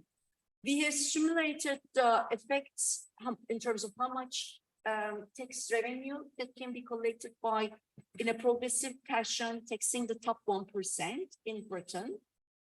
We can raise almost up to 20% of our current tax revenues. We looked at micro data of household wealth and assets. So it's a very potent tool. It's not being used, and there is a lot of wealth that can be taxed in the emerging economies as well. I wouldn't be able to say the same thing maybe in a low-income economy, but in Brazil, I can say that confidently. Then, of course, we have to use the tools that we had in the past, and it is actually an existing institution in Brazil, national investment banks. And of course, we need to use monetary policy more potently than we are doing now. Monetary policy should be actually the accommodating small sister, or even I dare to say the servant of fiscal policy. It's anyway less effective, but it can be made a lot more effective if we abandon the independence of the central banks, make them dependent on the publicly elected policymakers, in the sense that monetary policy directly can fund part of that green, caring, just transition. Last but not least, of course, we should be able to, and we will have to borrow in the short run. If you're mobilizing in your first year, massive investment of 3% of GDP in the green, care, and infrastructure of your economy, and your mobilization of taxation of wealth may take time, you will have to borrow as long as it is not corrupt, transparent, well monitored. There is a limit to how much we can borrow, not just in emerging economies. I don't know how much you have noticed in September, a conservative prime minister tested the nerves of international financial markets. I dubbed her as Liz Truss. She had only a month in government, and I call her program the right-wing version of modern monetary theory, meaning they cut all the taxes on the rich and really don't cut any spending, and it didn't last very long. We will test the limits of our borrowing. I wouldn't need a fiscal credibility rule for that, but I would be braced if I am a government who is doing this massive mobilization of investment, and the way to pacify such international financial market attack on a government increasing borrowing to invest is to make sure that we tap into progressive taxation as well as monetary policy, as well as national investment banks. And it's not going to be a walk in the park, nevertheless. Okay, so the good news, then moving on, we don't have to be trapped in this science fiction dystopia. There is space in the green and care jobs for redeployment from brown fossil fuel-based sectors. So we don't have to rely on fossil fuels anymore just for the sake of equality or jobs. There are good jobs that can be created, and they are green, and the purple care jobs and the green economy jobs are complementary. Again, something for industrial policy and fiscal credibility rule. Care jobs are jobs with low carbon emissions. They are labor intensive, and it is investment, as in it does stimulate productivity. Again, we crunched numbers for that.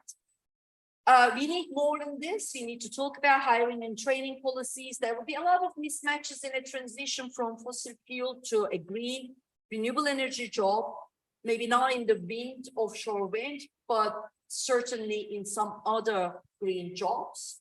There will be certainly mismatch in terms of redeployment from fossil fuel into the new care jobs. There will have to be changes in social norms as well. All these are actually endogenous, and we need to think about wage policies and training policies with all these in mind. The good news is that's also public investment in the care economy. Okay, so I did say that fiscal policy effects are strong.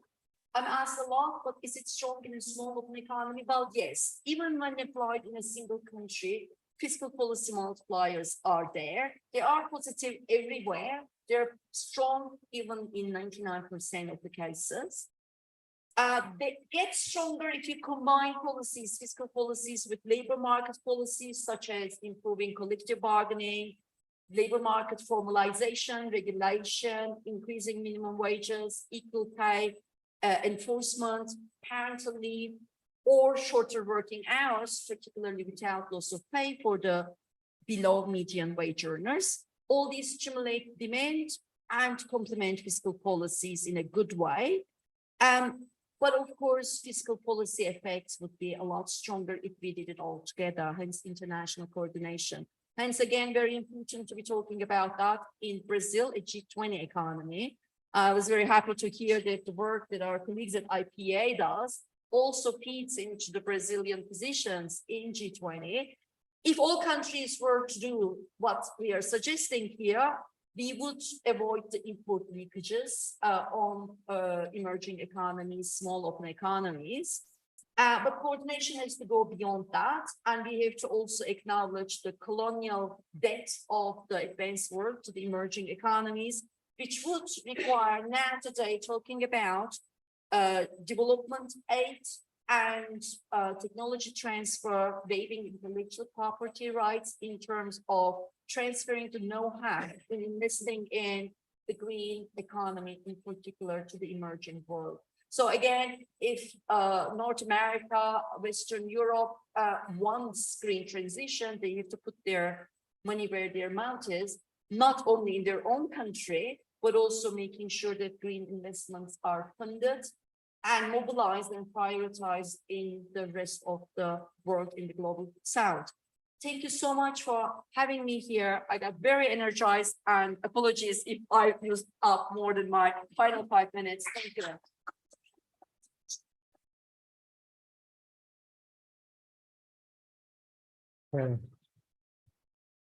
Thank you, Professor Anara, for your very interesting and inspiring speech.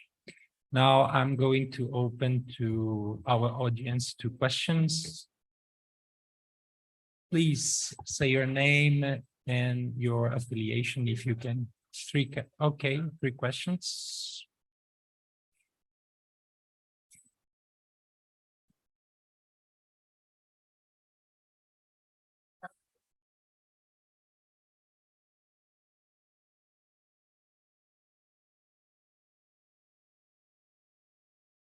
Hello, everybody. Listen to me. Thank you very much for your attention. My name is Ricardo Lobato. I am CEO and Chief Analyst of the Brazilian think tank, also an economist. And thank you very much, ma'am, for your presentation. It's a very straight question. On the indexes, when you were showing the developing economies, there was some, like, for instance, Chile, that the GDP was growing a lot, and for instance, South Africa, where you showed that the participation of women in the works market was also growing. My question is, based on this, of the green energy and of the government's incentive, have you seen or made any relation with these variables, if there is anything that's straight from it, like this has had an impulse on taking the GDP in Chile, or was there some incentive for women joining the market in South Africa? As same as the other ones, because these one was the ones that straight line, they grew the most. So I wanted to know the relation. Thank you very much. Thank you. Yes, let's collect more questions. Who else?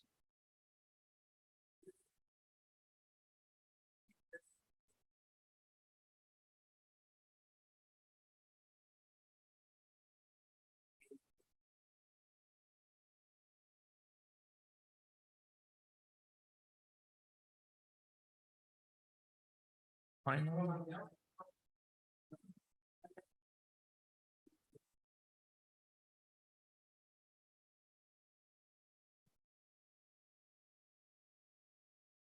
Thank you, Professor. Professor Anara, usually green jobs need this high-skilled workforce. And so how to deal with how to deal in uneven economies with lower skilled labors, and how to deal with the substitution of labors using high technology like in artificial intelligence and or advanced technologies like in developed economies. Thank you.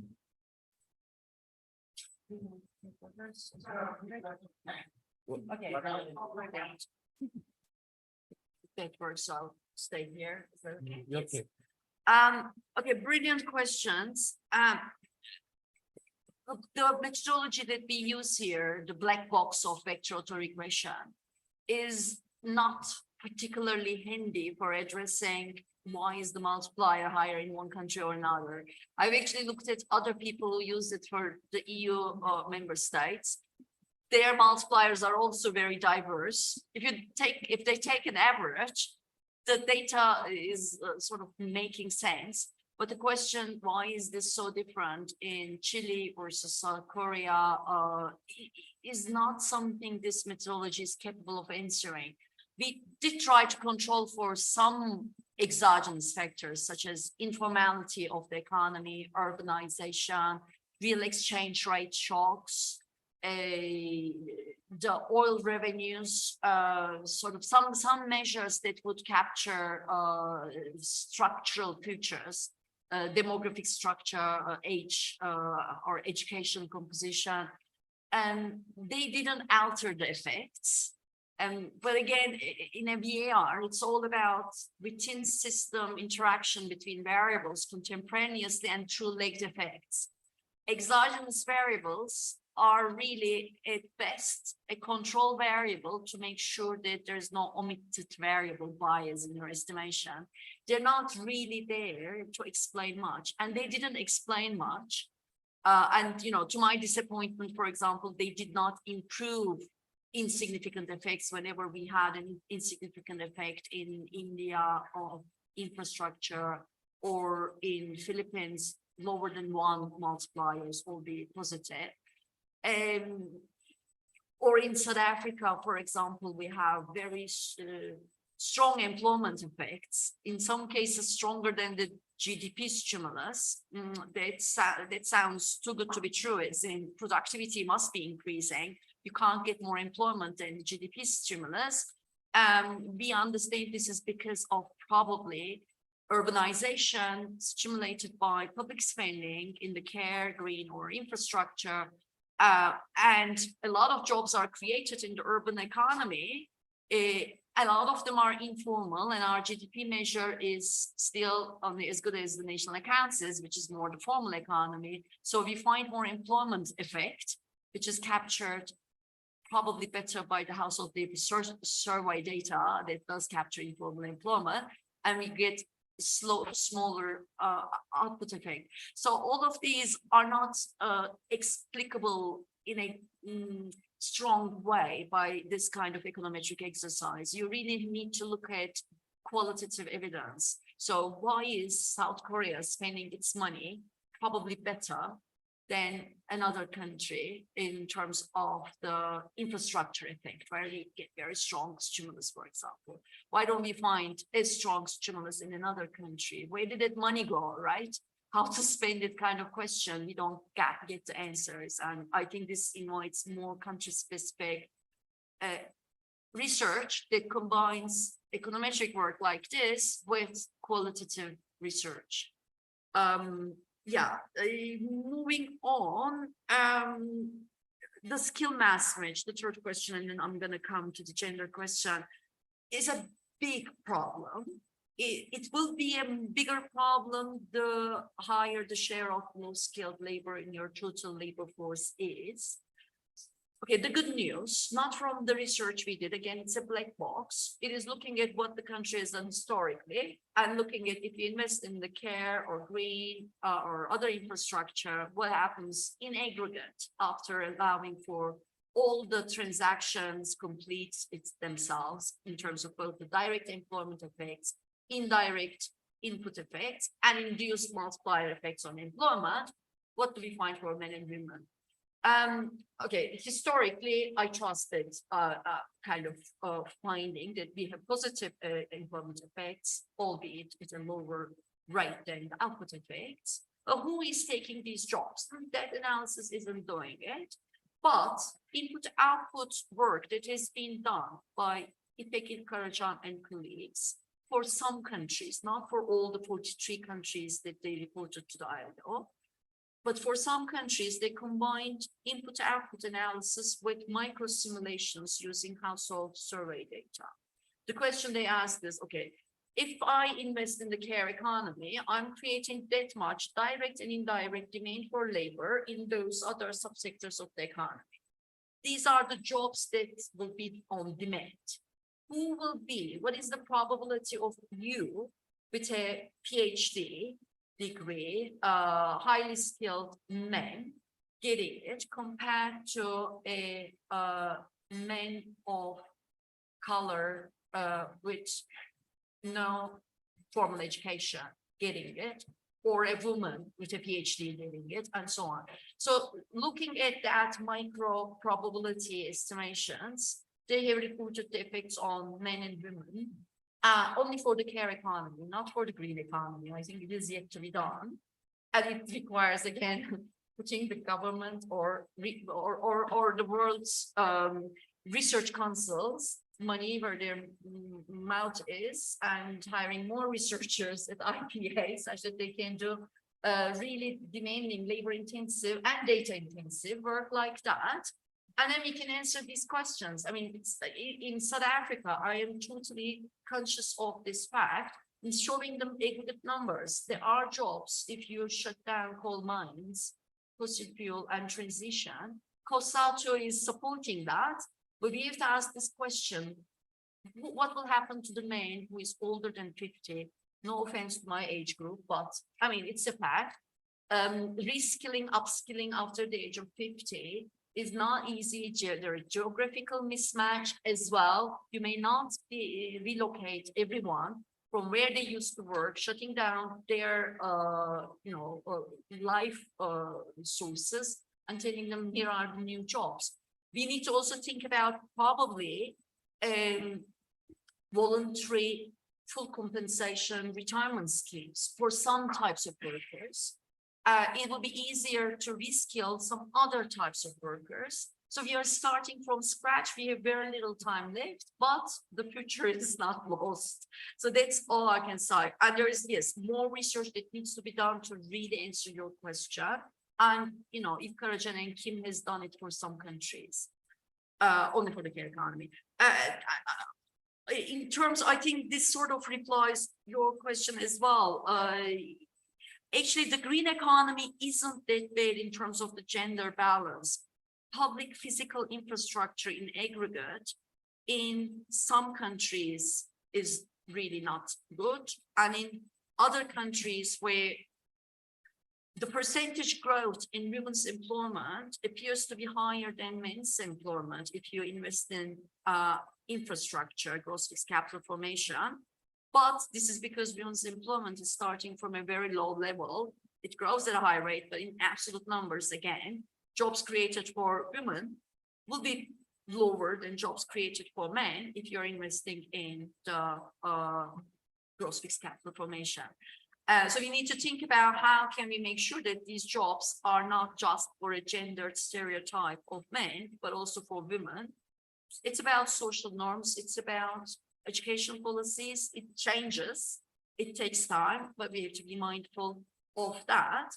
All the more reason that you have to mix infrastructure and green investment moving forward with today's occupational segregation with care economy stimulus, such that jobs are created for men and women all together. And hence my point about there is not a competition between needs. We can't say ecological transition is urgent. We have to postpone now having more childcare workers. We need to do both. They're both urgent to begin with, apart from the reskilling requirements. If you want to relocate people from fossil fuel to the green economy, you need more education as well. But we need policies to address all the needs of the society. And we have money. We have money in wealth taxation. We have money in the multiplier. We have money in borrowing and in the National Investment Bank and the central bank. So we have to mix all those tools such that we do all of these all at once. And I think I'll end by saying, this is the way, this is the only way, this is our last best hope for peace. A bit learning from your mission, Anthem. It was formulated a lot more poetically than I could say. Thank you so much. Thanks for having me. Thank you, Professor Rosenman. Okay, go ahead. Many thanks, Professor Onaran, for this brilliant lecture. Now the organization of the workshop invites everyone for a small coffee break. Thank you very much. I did open the wrong presentation. No problem at all. It was brilliant as well. It didn't have any of the technical IRFs. It was actually meant for a non-technical audience, but it I must have put it in a different folder. I had sent it to you, so I didn't in the short run remember. But It was great. It was it was great. anyway just enough time. I didn't have time if I had all the in-process questions. Oh, and the introduction was really, I'm sorry.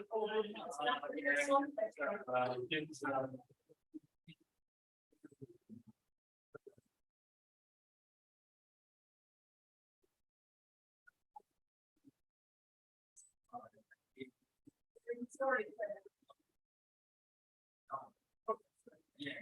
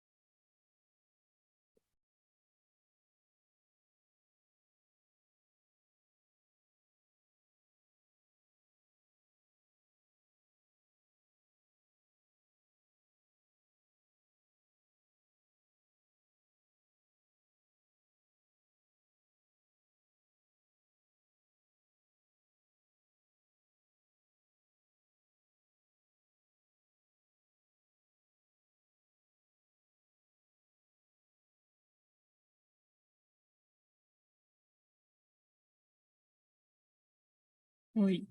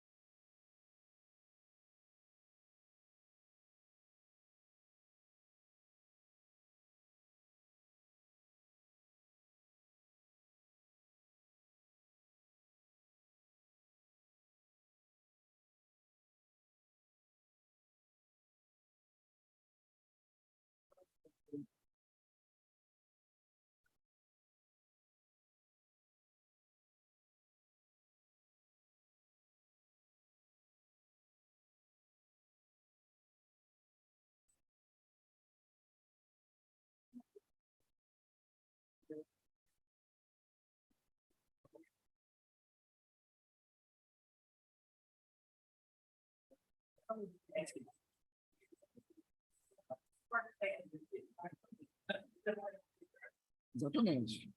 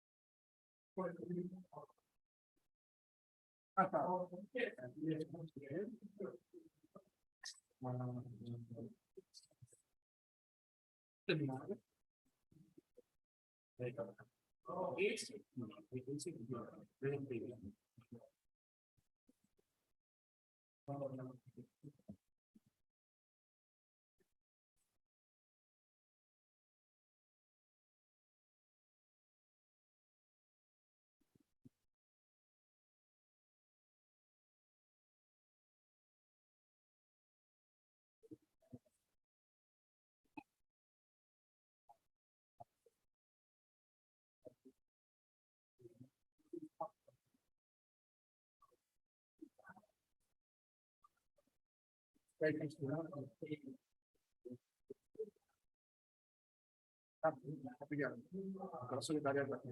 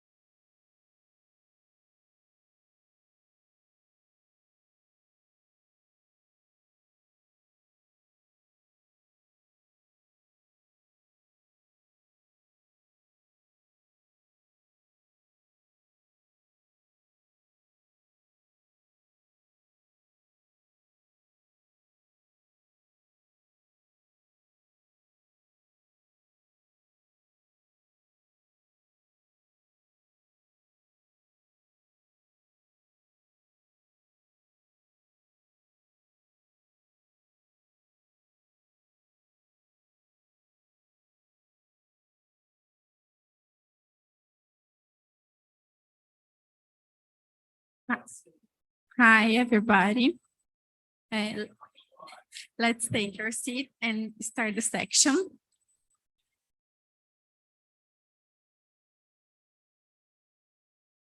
My name is Beatriz Estulano Vieira, and I am pleasure to open the ordinary section A, Super Multiplier, Liquid and Financial Fragility on the third Structural Macroeconomic Research Group International Workshop. We will have 15 minutes for the presentation, and at the end of the presentation, I will open for questions and answer sections. The first presentation, it is mine, and it is titulated the Super Multiplier Model Considering Export-Led Growth.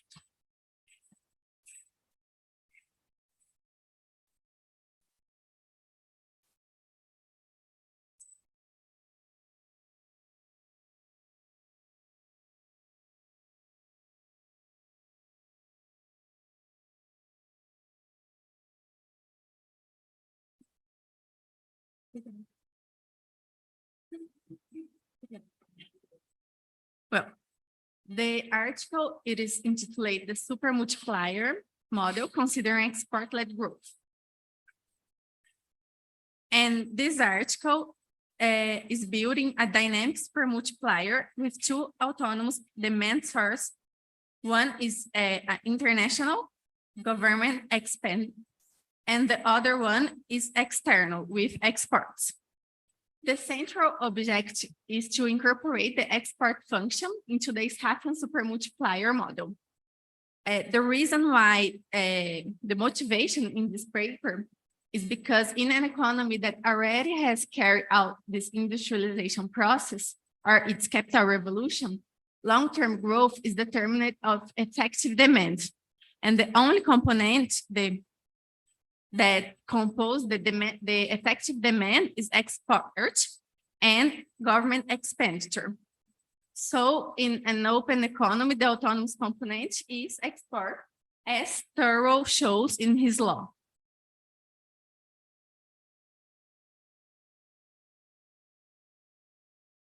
It is not showing the equations here.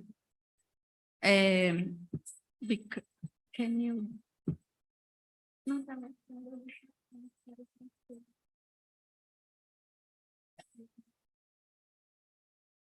Well, it is not shows the equation, so I will pass this part a little faster.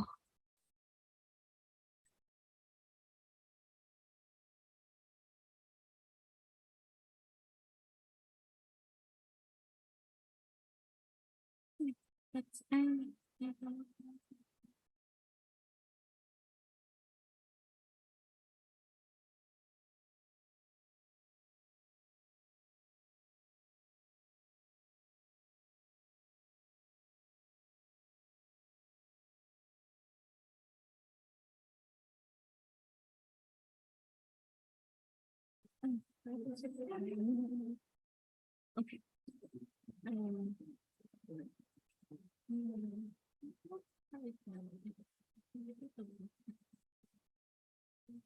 Well, sorry for the problems. So because this is a demand-led growth model, the aggregate production will be defined considering the demand, the aggregate demands. So our production is considering the demand and an autonomous consumption and export and the trade international. So the component of aggregate consumption is aggregate consumption and investment. And as the Stephan super multiplier model, the consumptions is demand orientations for wage. And if we considering the Kalekian model, workers will consume everything that they earn, and also according to the Neo-Kalekian model. And the investment function shows that investments will be entirely made by the private sector. So in the autonomous consumption, we'll be considering him because, as we said before, the government expenditure, it's already at least a part autonomous. So we have to consider in this font. We are also considering an export function. What is the difference here? And the autonomous of import is entirely determined by the level of activity of the economic activity. So manipulate the equations, we have the super multiplier that will considering the export in this font, and this is a super multiplier model because we have an accelerator and a multiplier effect here. Here we should have the equations, the very in time in the Jacobian matrix. So let's pass to the important part. We have three propositions in the model, and the first one, the system is unstable because we are considering that the growth rate of the export and imports are equal to the growth rates of the government expenditure. And in this case, one line and one row to the Jacobian matrix will be null. So as the Hurwitz criteria states that in this case, prove that the proposition 1 is unstable. So the model, as the model deals with export variables and imply in the Herodian instability conditions. The concept refers to the prolonged instability of the economy, that the growth at the rate, it is not sustainable in the long run. So we will not bring this proposition here. The next propositions is the first case that we have a stable case. And this proposition supposes that the sum of the growth rates of the international trades will be bigger than the growth rates of the government expenditure. So in this case, the model will be driven by export. And all the Hurwitz criteria I respect. So by ensuring the level of the growth rate of international trades. Which conclusions we can take by these propositions? That if industrial policy is export orientation and such and increase the growth rate of exports, then higher growth rates can be achieved. And these results are in accord to the results by Araújo and Lima that shows that we have growth led by the balance payments. So the design of effective exchanger would be export propulsions, and these results are confirmed here. So, but as we know, we live in emergent economy. So protections policies should be adopted to avoid the BP problems. This is shown in various works like Ocampo. This is because we have increased the economy elasticity of exports, require production's innovations. So demand will stimulate progress as started by Calder-Verdorn law.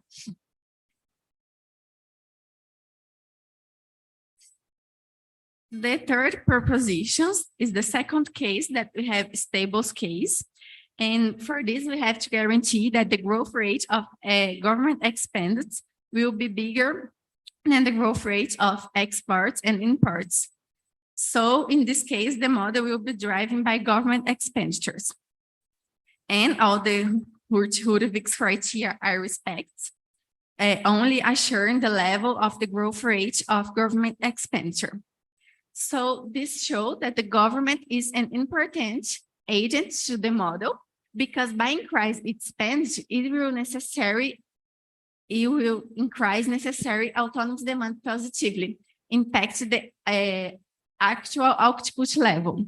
So the political implications, we have to adopt pro-cyclical fiscal policy should be prevalent in developing countries and often in some industrialization countries. It is proposition growth is led by the domestic demand. And this shows that as we saw in the Asian case, is an example to adopt the fiscal policy, because here we have to adopt fiscal consolidation like public spend because they boost economic growth. Therefore, should be pro-cyclical standards, and they should not be negligence as some model do this, because we make policies prioritize investment in social, such health, educations. And this is not an agent to our economy. After these propositions, we make a numerical simulation of the 3D ODO system approach in the software R. And the values of these cases, they are hypothetical, but they are close to an emerging economy. The first graphical shows the model stability, and as the Serrano, Freitas, and Bering demonstrate, the Schaffen supermultiplier models solves the Herodian stability, and his demand-led equilibrium is stable. So this finds steam from the inclusion of the flexible acceleration in the model, in which investment is derived by the principles of capital adjustment. In this context, we examine a small open economy, and the stability is proved here. And we can see this in this figure. So the main proposition is define what is the macro variables equation about his long-term growth. The next two figures show the ratio of marginal propensity to invest and his capital utilizations. The first figure, it is possible to observe that the model converges the capital utilization to its normal level, and so the model is stable.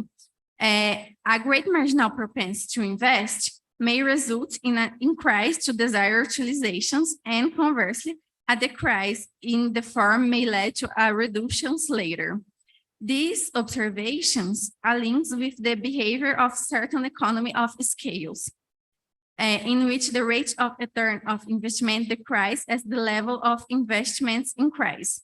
This phenomenon occurs because the tendency of investment to expand in periods of expansions and reduce in the period of crisis. But we have a tendency to the level acting the natural growth and be around 0.8. The next figure, it is possible to observe that the marginal propensity to investable and the ability to invest gravitates cyclical through this normal degree. These results is according with the literature and demonstrate that investment responds discontinuously to the difference between real and normal rate. This is because investment spending capacity have a self-reinforced relationship. And therefore, the Herodian stability are relatively uncommon for this model. After these figures, we have the marginal propensity to investment and export participation rate AD. And the first figure shows the relationship between the marginal propensity to investment and the share of export in aggregate demands, since they are an integrated process. It is worth to mention that there is a feedback looping between the export and investment, and as we have seen in the other figure. So in addition, there's a cyclical behavior at certain level of show export in aggregate demand, where the marginal propensity to investment may increase or decrease. However, in the long run, it tends to stabilize it. This relationship can be explained by the Keynesian theory of aggregate demand, which supposes that export and investments and are two of the components that compose the aggregate demand. In the other figure, it is worth to mention that aggregate demand has a cyclical behavior, as we can see in the red spot line. As noted by Alain, it's possible to solve the instability of Keynesian macrodynamics. So by combining this stability erosion behavior of companies with the stabilization of the supermultiplier effects. So the share of exports in aggregate demand should be considered in the model, since the variable impacts the investment capacity economy and has a significant impact due to its cyclical nature. To finally the presentations, I bring the major conclusions of the workers. So this model retains a certain results of the supermultiplier model. Moreover, if exports are considered in the model, they have a positive impact in the growth rate of the productions. And it can be concluded that increased exports are crucial for the growth, but also once achievable, government expense must also to increase export to external space again. Thus, countries should propose policies on the supply and the demand sides. Therefore, growth is led by the components of supplies and demands. And these conclusions are also in line in what Professor Onara brings to us, that we cannot ignore the supply side in the model, and now we have to have another compromise and considering this. Now I bring some references that I brought, and I like to thank the opportunity to present in this section.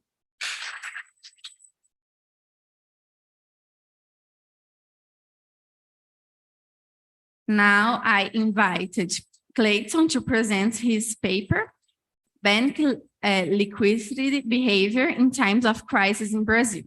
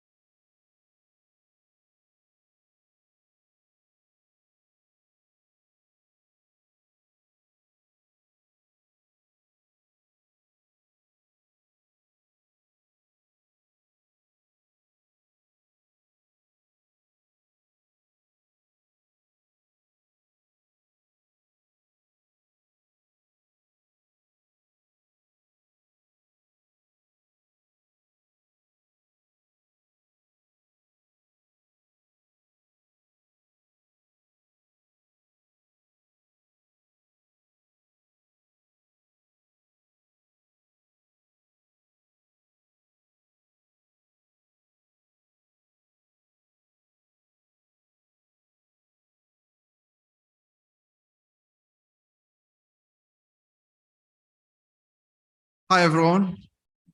My name is Clayton Feio. I'm a professor of Institute of Federal Institute of Brasilia.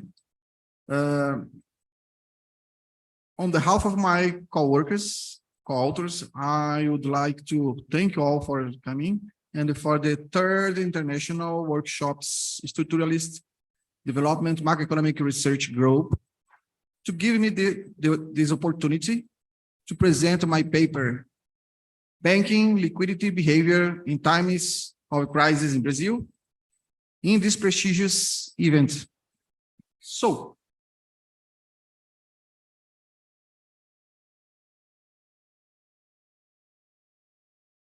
motivation, justification, method, data, and analysis of the results. Final thoughts.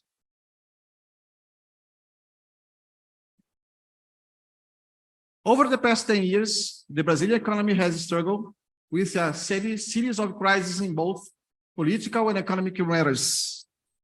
For us, one of the central points of this crisis is the political instability that led our country to extreme right agenda, which influenced especially the monetary side of economy.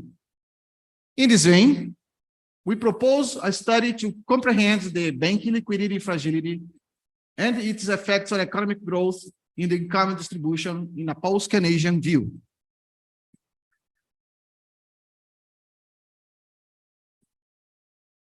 The financial crisis in Brazil and in the world are directly linked to political instability. Thus, our paper intends to evaluate such a link, especially dealing with the evolution of banking liquidity between 2011 and 2021. Our timeline will review the most recent crisis, starting with Dilma's dilemma, her ideological disagreements with the central bank presidents in the Minister of the Economic, Alexandre Tombini and Joaquim Levy in that time. Evolving to her impeachment demonstrated the influence of the new liberal agenda proposed by President Temer, which results in the ascendance of Bolsonaro. At last mentioned, President imposed, with his Minister of Economics, Paulo Guedes, a much stronger new liberal agenda. Therefore, his plan was faced with the coronavirus pandemic crisis, with the financial stability. So, the Paula 2006 affirms that the theory of liquidity preference demonstrates that are different degrees of liquidity abdicated by agents which are compensated by higher returns. Banks are firms that carry out financial intermediation, such as transferring resources from agents with surplus to agents with deficits, promoting and influencing means of payment, financing, and interfering with the level of economic activity. So this article presents the hypothesis: banks in times of crisis in Brazil have greater preference for liquidity. Method and data. In order to verify the behavior of the spread of private banking firms in relation to interest on credit operations and the totality of loans, and how these last two variables affect the first, considering the economic context that Brazil has faced in relation to the preference for liquidity since March 2011 and the ended in December 2021. The structural brick test will be applied throughout this period using the show method. We used a linear regression of the data, banks, spreads versus interest on credit operations, and the total loans was performed for each period of the structural brick, as well as the analysis of the results of descriptive statistics, that is, before the brick and after of the brick, and the comparison of data in order to understand the different economic scenarios that culminated the brick points, the years of the brick points. So, if it's worth mentioning that with regards to the econometric analysis, the bank spread is the dependent variable, and the interest on the credit operations and the total loans are the independent variables. So, please. Here we see the figure 1 behavior of the risk premium measured by the bank spreads 2011 to 2021. The graphical results of the analysis periods can be seen in graphical 1, in which it's possible to perceive a downward trend of less than 14 percentage points for the spreads in the year 2012 until mid-2014. The spreading curve had recovery peaks with the tendency increasing 2015 and 2016, reaching a maximum growth point in January 2017, with rates close to 24 percentage points. When analyzing the evolution of the bank spread in considering the behavior of the interest of credit operations and the totality of the loans, the structural bricks were carried out by the show method, so that it was possible to perceive that there were bricks in 4 points. May 2013, March 2016, April 2018, and March 2020.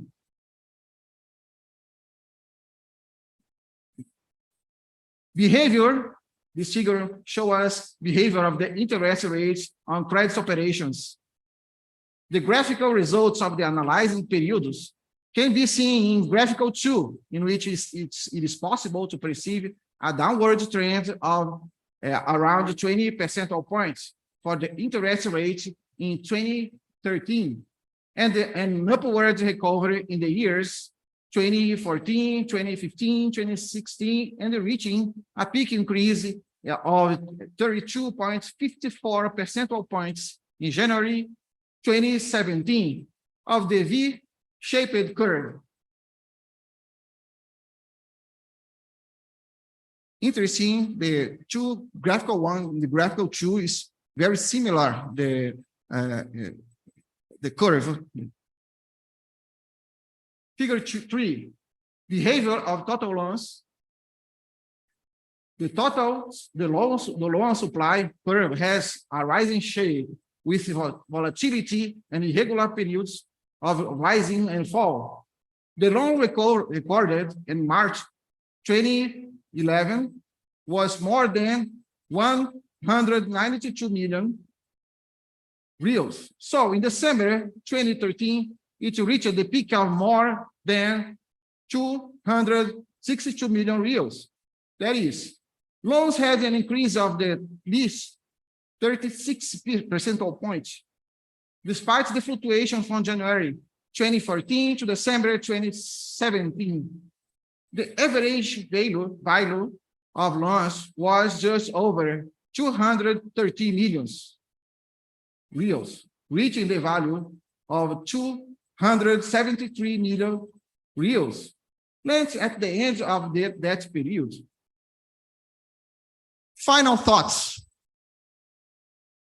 The theory of Keynes and the post-Keynesians that banking firms have a preference for liquidity is confirmed in the scenario of uncertainty, when banks without loans that if they were available for investment spending would have a positive impact that would raise the level of employment with the multiplier effects of employment and income in the economy, reducing the cost of maintaining employed workers.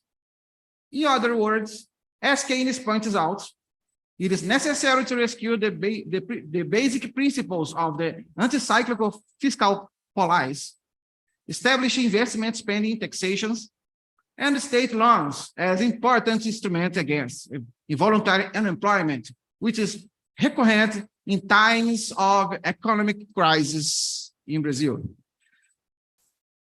Again, in behalf of my co-authors, I would like to thank you all. And now we are opening to Q1 section. Let me take this opportunity to point out some thoughts here. Professor Oreiro, in the beginning of the section, he mentioned that the interest rate, the increasing interest rate in Brazil is only providing more income for bankings and the financial system. So our paper is in light to this point because we have an increasing interest rate since the beginning of the middle of the last year, and high expressive right agenda, neoliberal agenda in Brazil since President Michel Temer. So it's possible to know and to observe with our results that the neoliberal agenda only provides more income to the financial system and struggle all the others in the society. This is our paper. I am the third co-author at this paper, Professor Clayton. Yes. And thank you very much for our audience and for you all stay here to listen us. It's a pleasure to be here in this prestigious conference or workshop. So I think that the Q&A will be presented after all the presentations. So thank you very much.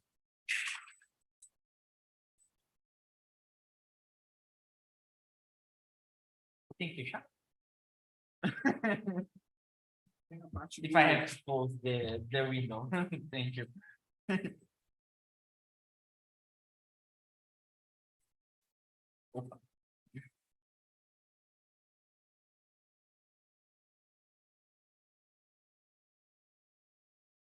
Actually, the last presentation will not be made. So if you have any questions, please, now we are open to the questions and answer sections.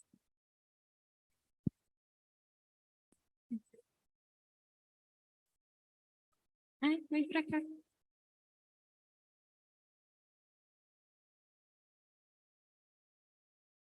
So anyone have questions?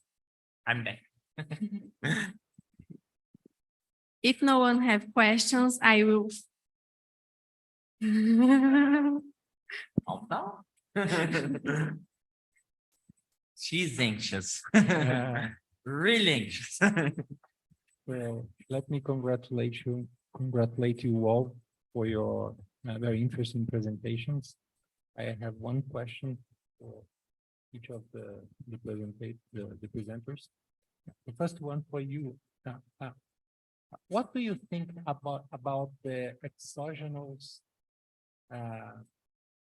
impact of the super multiplier? I was talking to Professor Onaran during your speech that I spent a lot of time complaining about our neoclassical colleagues with their exogenous growth models, especially the solo type one.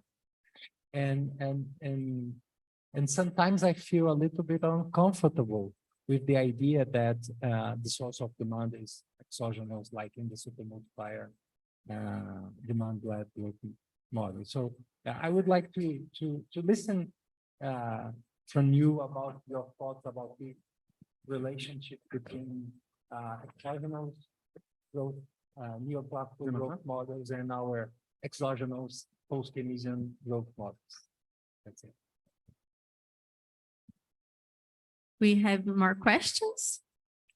One for them? Can I? Sure. Okay. Congratulations as well. And I was wondering, why did you choose the shock test? Why didn't you use, for example, Kusun test or Lista-Seed test to identify a structural break?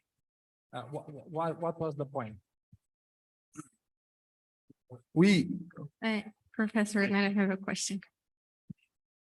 Thank you very much. Both really fascinating work, and I like it when someone tries to quantify the policy interventions or policy shocks, let's say, coming from presidential elections or other policy interventions. My question is also on the super multiplier. You had very interesting phase diagrams about capacity utilization versus investment propensity. Did you also look at the government spending versus private investment propensity?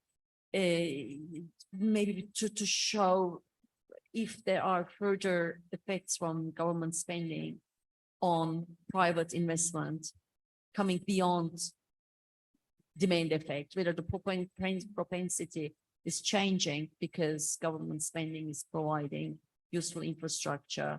So it would be nice a little bit to think about, well, again, the endogeneity between demand and supply, fiscal policy, and public and private investment. Yeah, going beyond, so to really dig more into policy relevance of the kind of very interesting and quite high-tech work you're doing.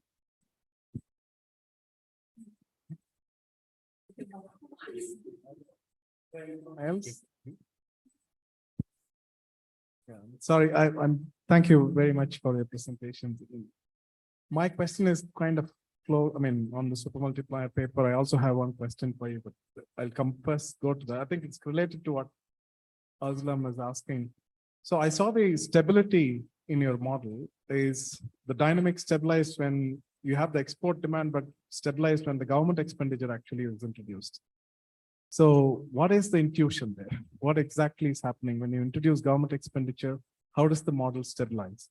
That's my question on the model per se. In terms of your paper, I would like to know what kind of, did you have, like Indian case, there's a lot of non-performing assets in the banks or sitting on the balance sheets.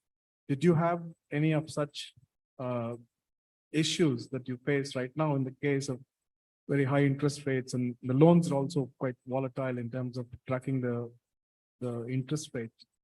So I wanted to know what is the share of non-performing assets that are sitting in the private banks' balance sheets?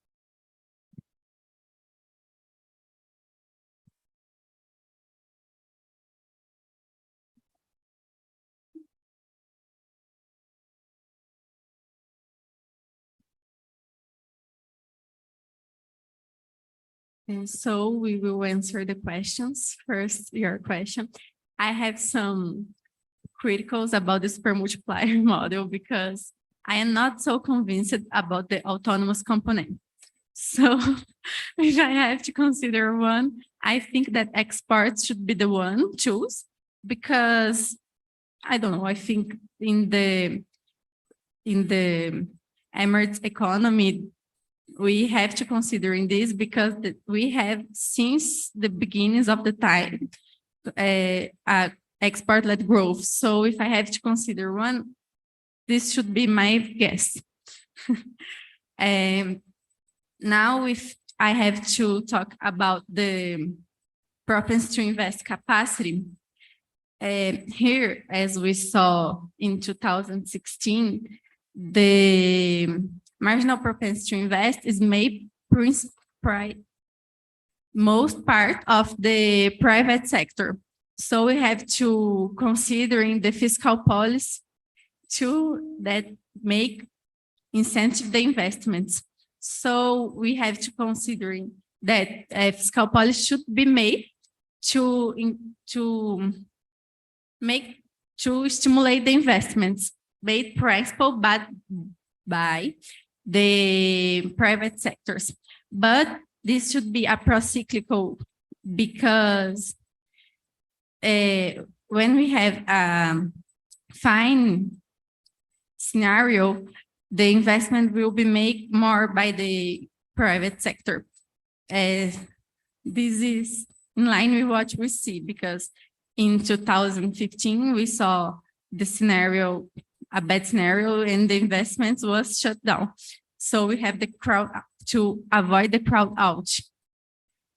And I forget your question. O que induz a estabilidade? Tá.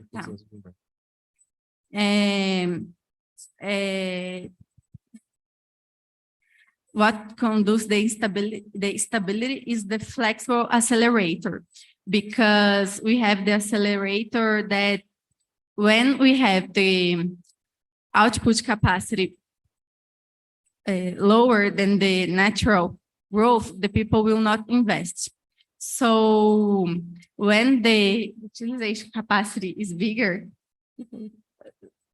we have the investments made, and the stability will, when we considering the people will be made investables in the external sections. They will look for the investments in the external sections, because these guarantee a more profitable investments. So the stability is made by the investment made in the external section.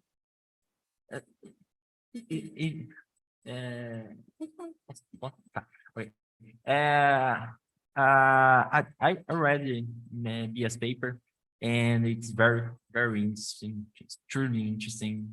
She had a remarkable thoughts about export-led growth and the presence of the government spending there. So her paper usually talk about how government spending or export-led growth models could help the economy to converge to its normal capacity utilization. But it cannot be both at the same time. We cannot have both at the same time in her paper. It is really interesting because the government spending usually helps the demand to increase the demand in all kinds of regions. Keynes already defended that. Scott in 2016 presented a paper at Macroeconomica, published a paper at the Macroeconomica, talking about how to deal with autonomous components. He said that REIT cannot guarantee autonomous components. Any REIT cannot guarantee autonomous components because they usually only consume luxury. So what alternative we have to induce the economy to its capacity utilization?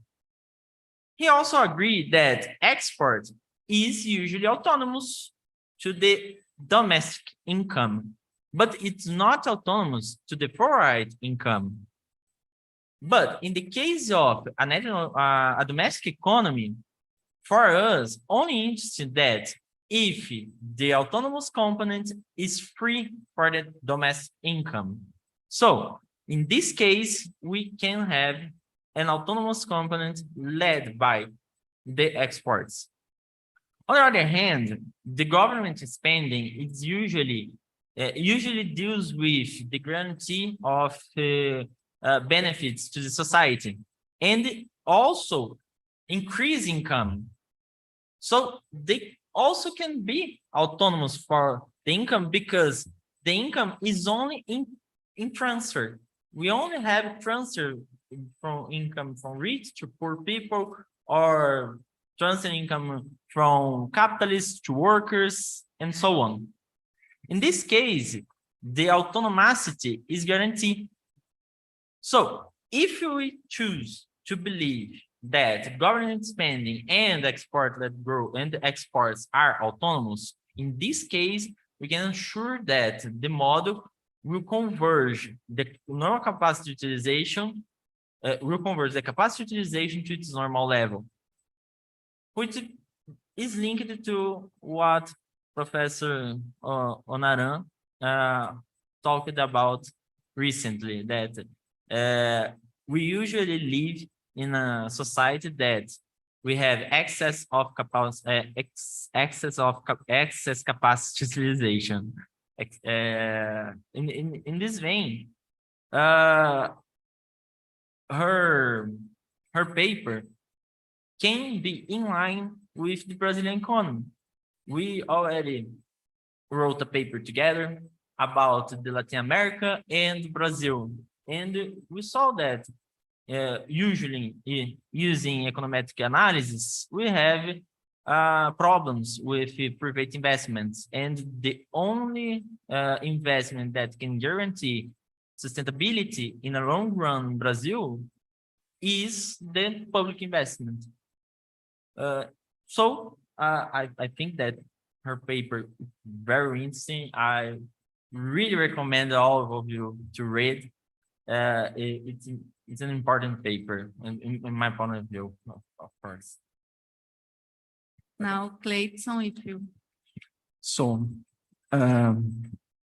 in other paper, I testing the brick test method of brick test, Cousin by Perron, and show test. The results are similar. So I testing to the public debt in Brazil to found the structural bricks too. So you use it in this paper, show test, because the behavior, the results are very similar. I'm usually the technical support of the papers here. So My coworker. yeah. Please. I couldn't write what was your question about the share to non-performing assets. Could you repeat, please? What? Okay.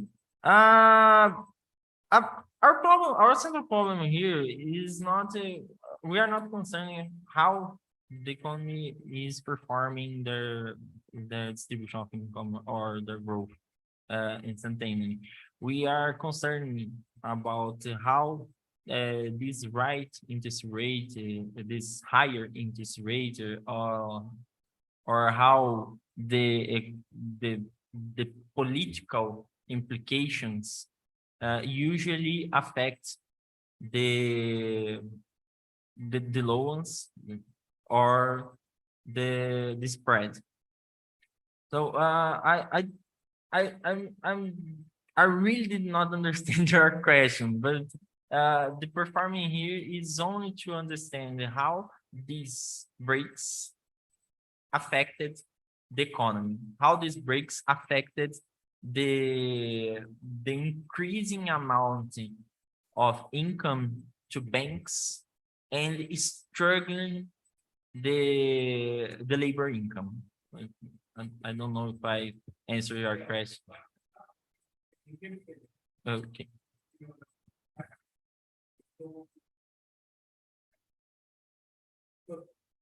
Landed property agricultural landlords who get these loans, or industrialists, small firms, startups, and so on, that when the time of elections, this becomes a huge thing of non-performing assets become a huge thing, and people, the governments, they just say, okay, we'll roll this off.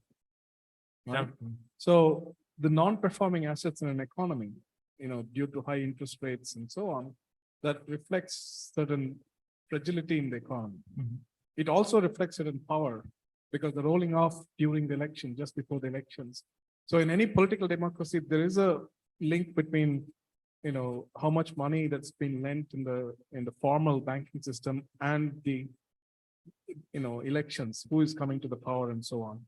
It is with that thing that I asked whether is it true, or is it same in the case of Brazil, that you give loans to different sectors like agriculture.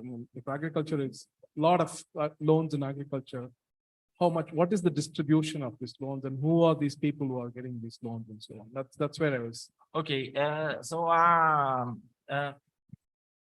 in Brazil, we have a huge politics to incentive credit here.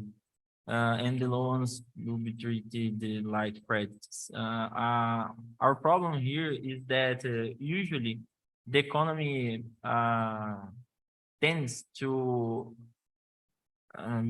provide more efficient in financial system here in Brazil. We have a really efficient financial system and a really we have an outstanding division of income. We have the 1% the richest 1% of the richest here in Brazil have like 44% of the total capital in Brazil, and the other 66% is divided between the 99% of the people. So ours, in this case, the only agent being benefited by this kind of politics is the financial system. They are earning like billions and billions and billions of dollars that could be divided between education, health, and the other sectors. And the only sector to be benefited is the finance. But they ensure that the politicians will be in line. We will have a few politicians that will live in this kind of situation. I don't know if I answer your question, but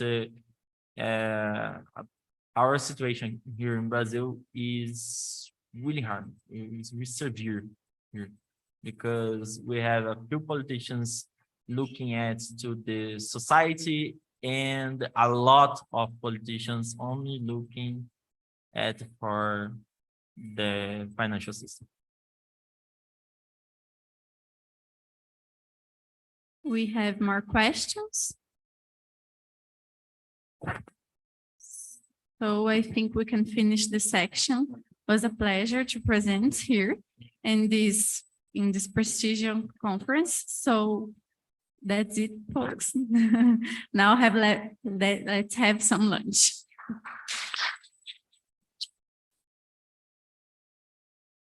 Thank you. Thank you all.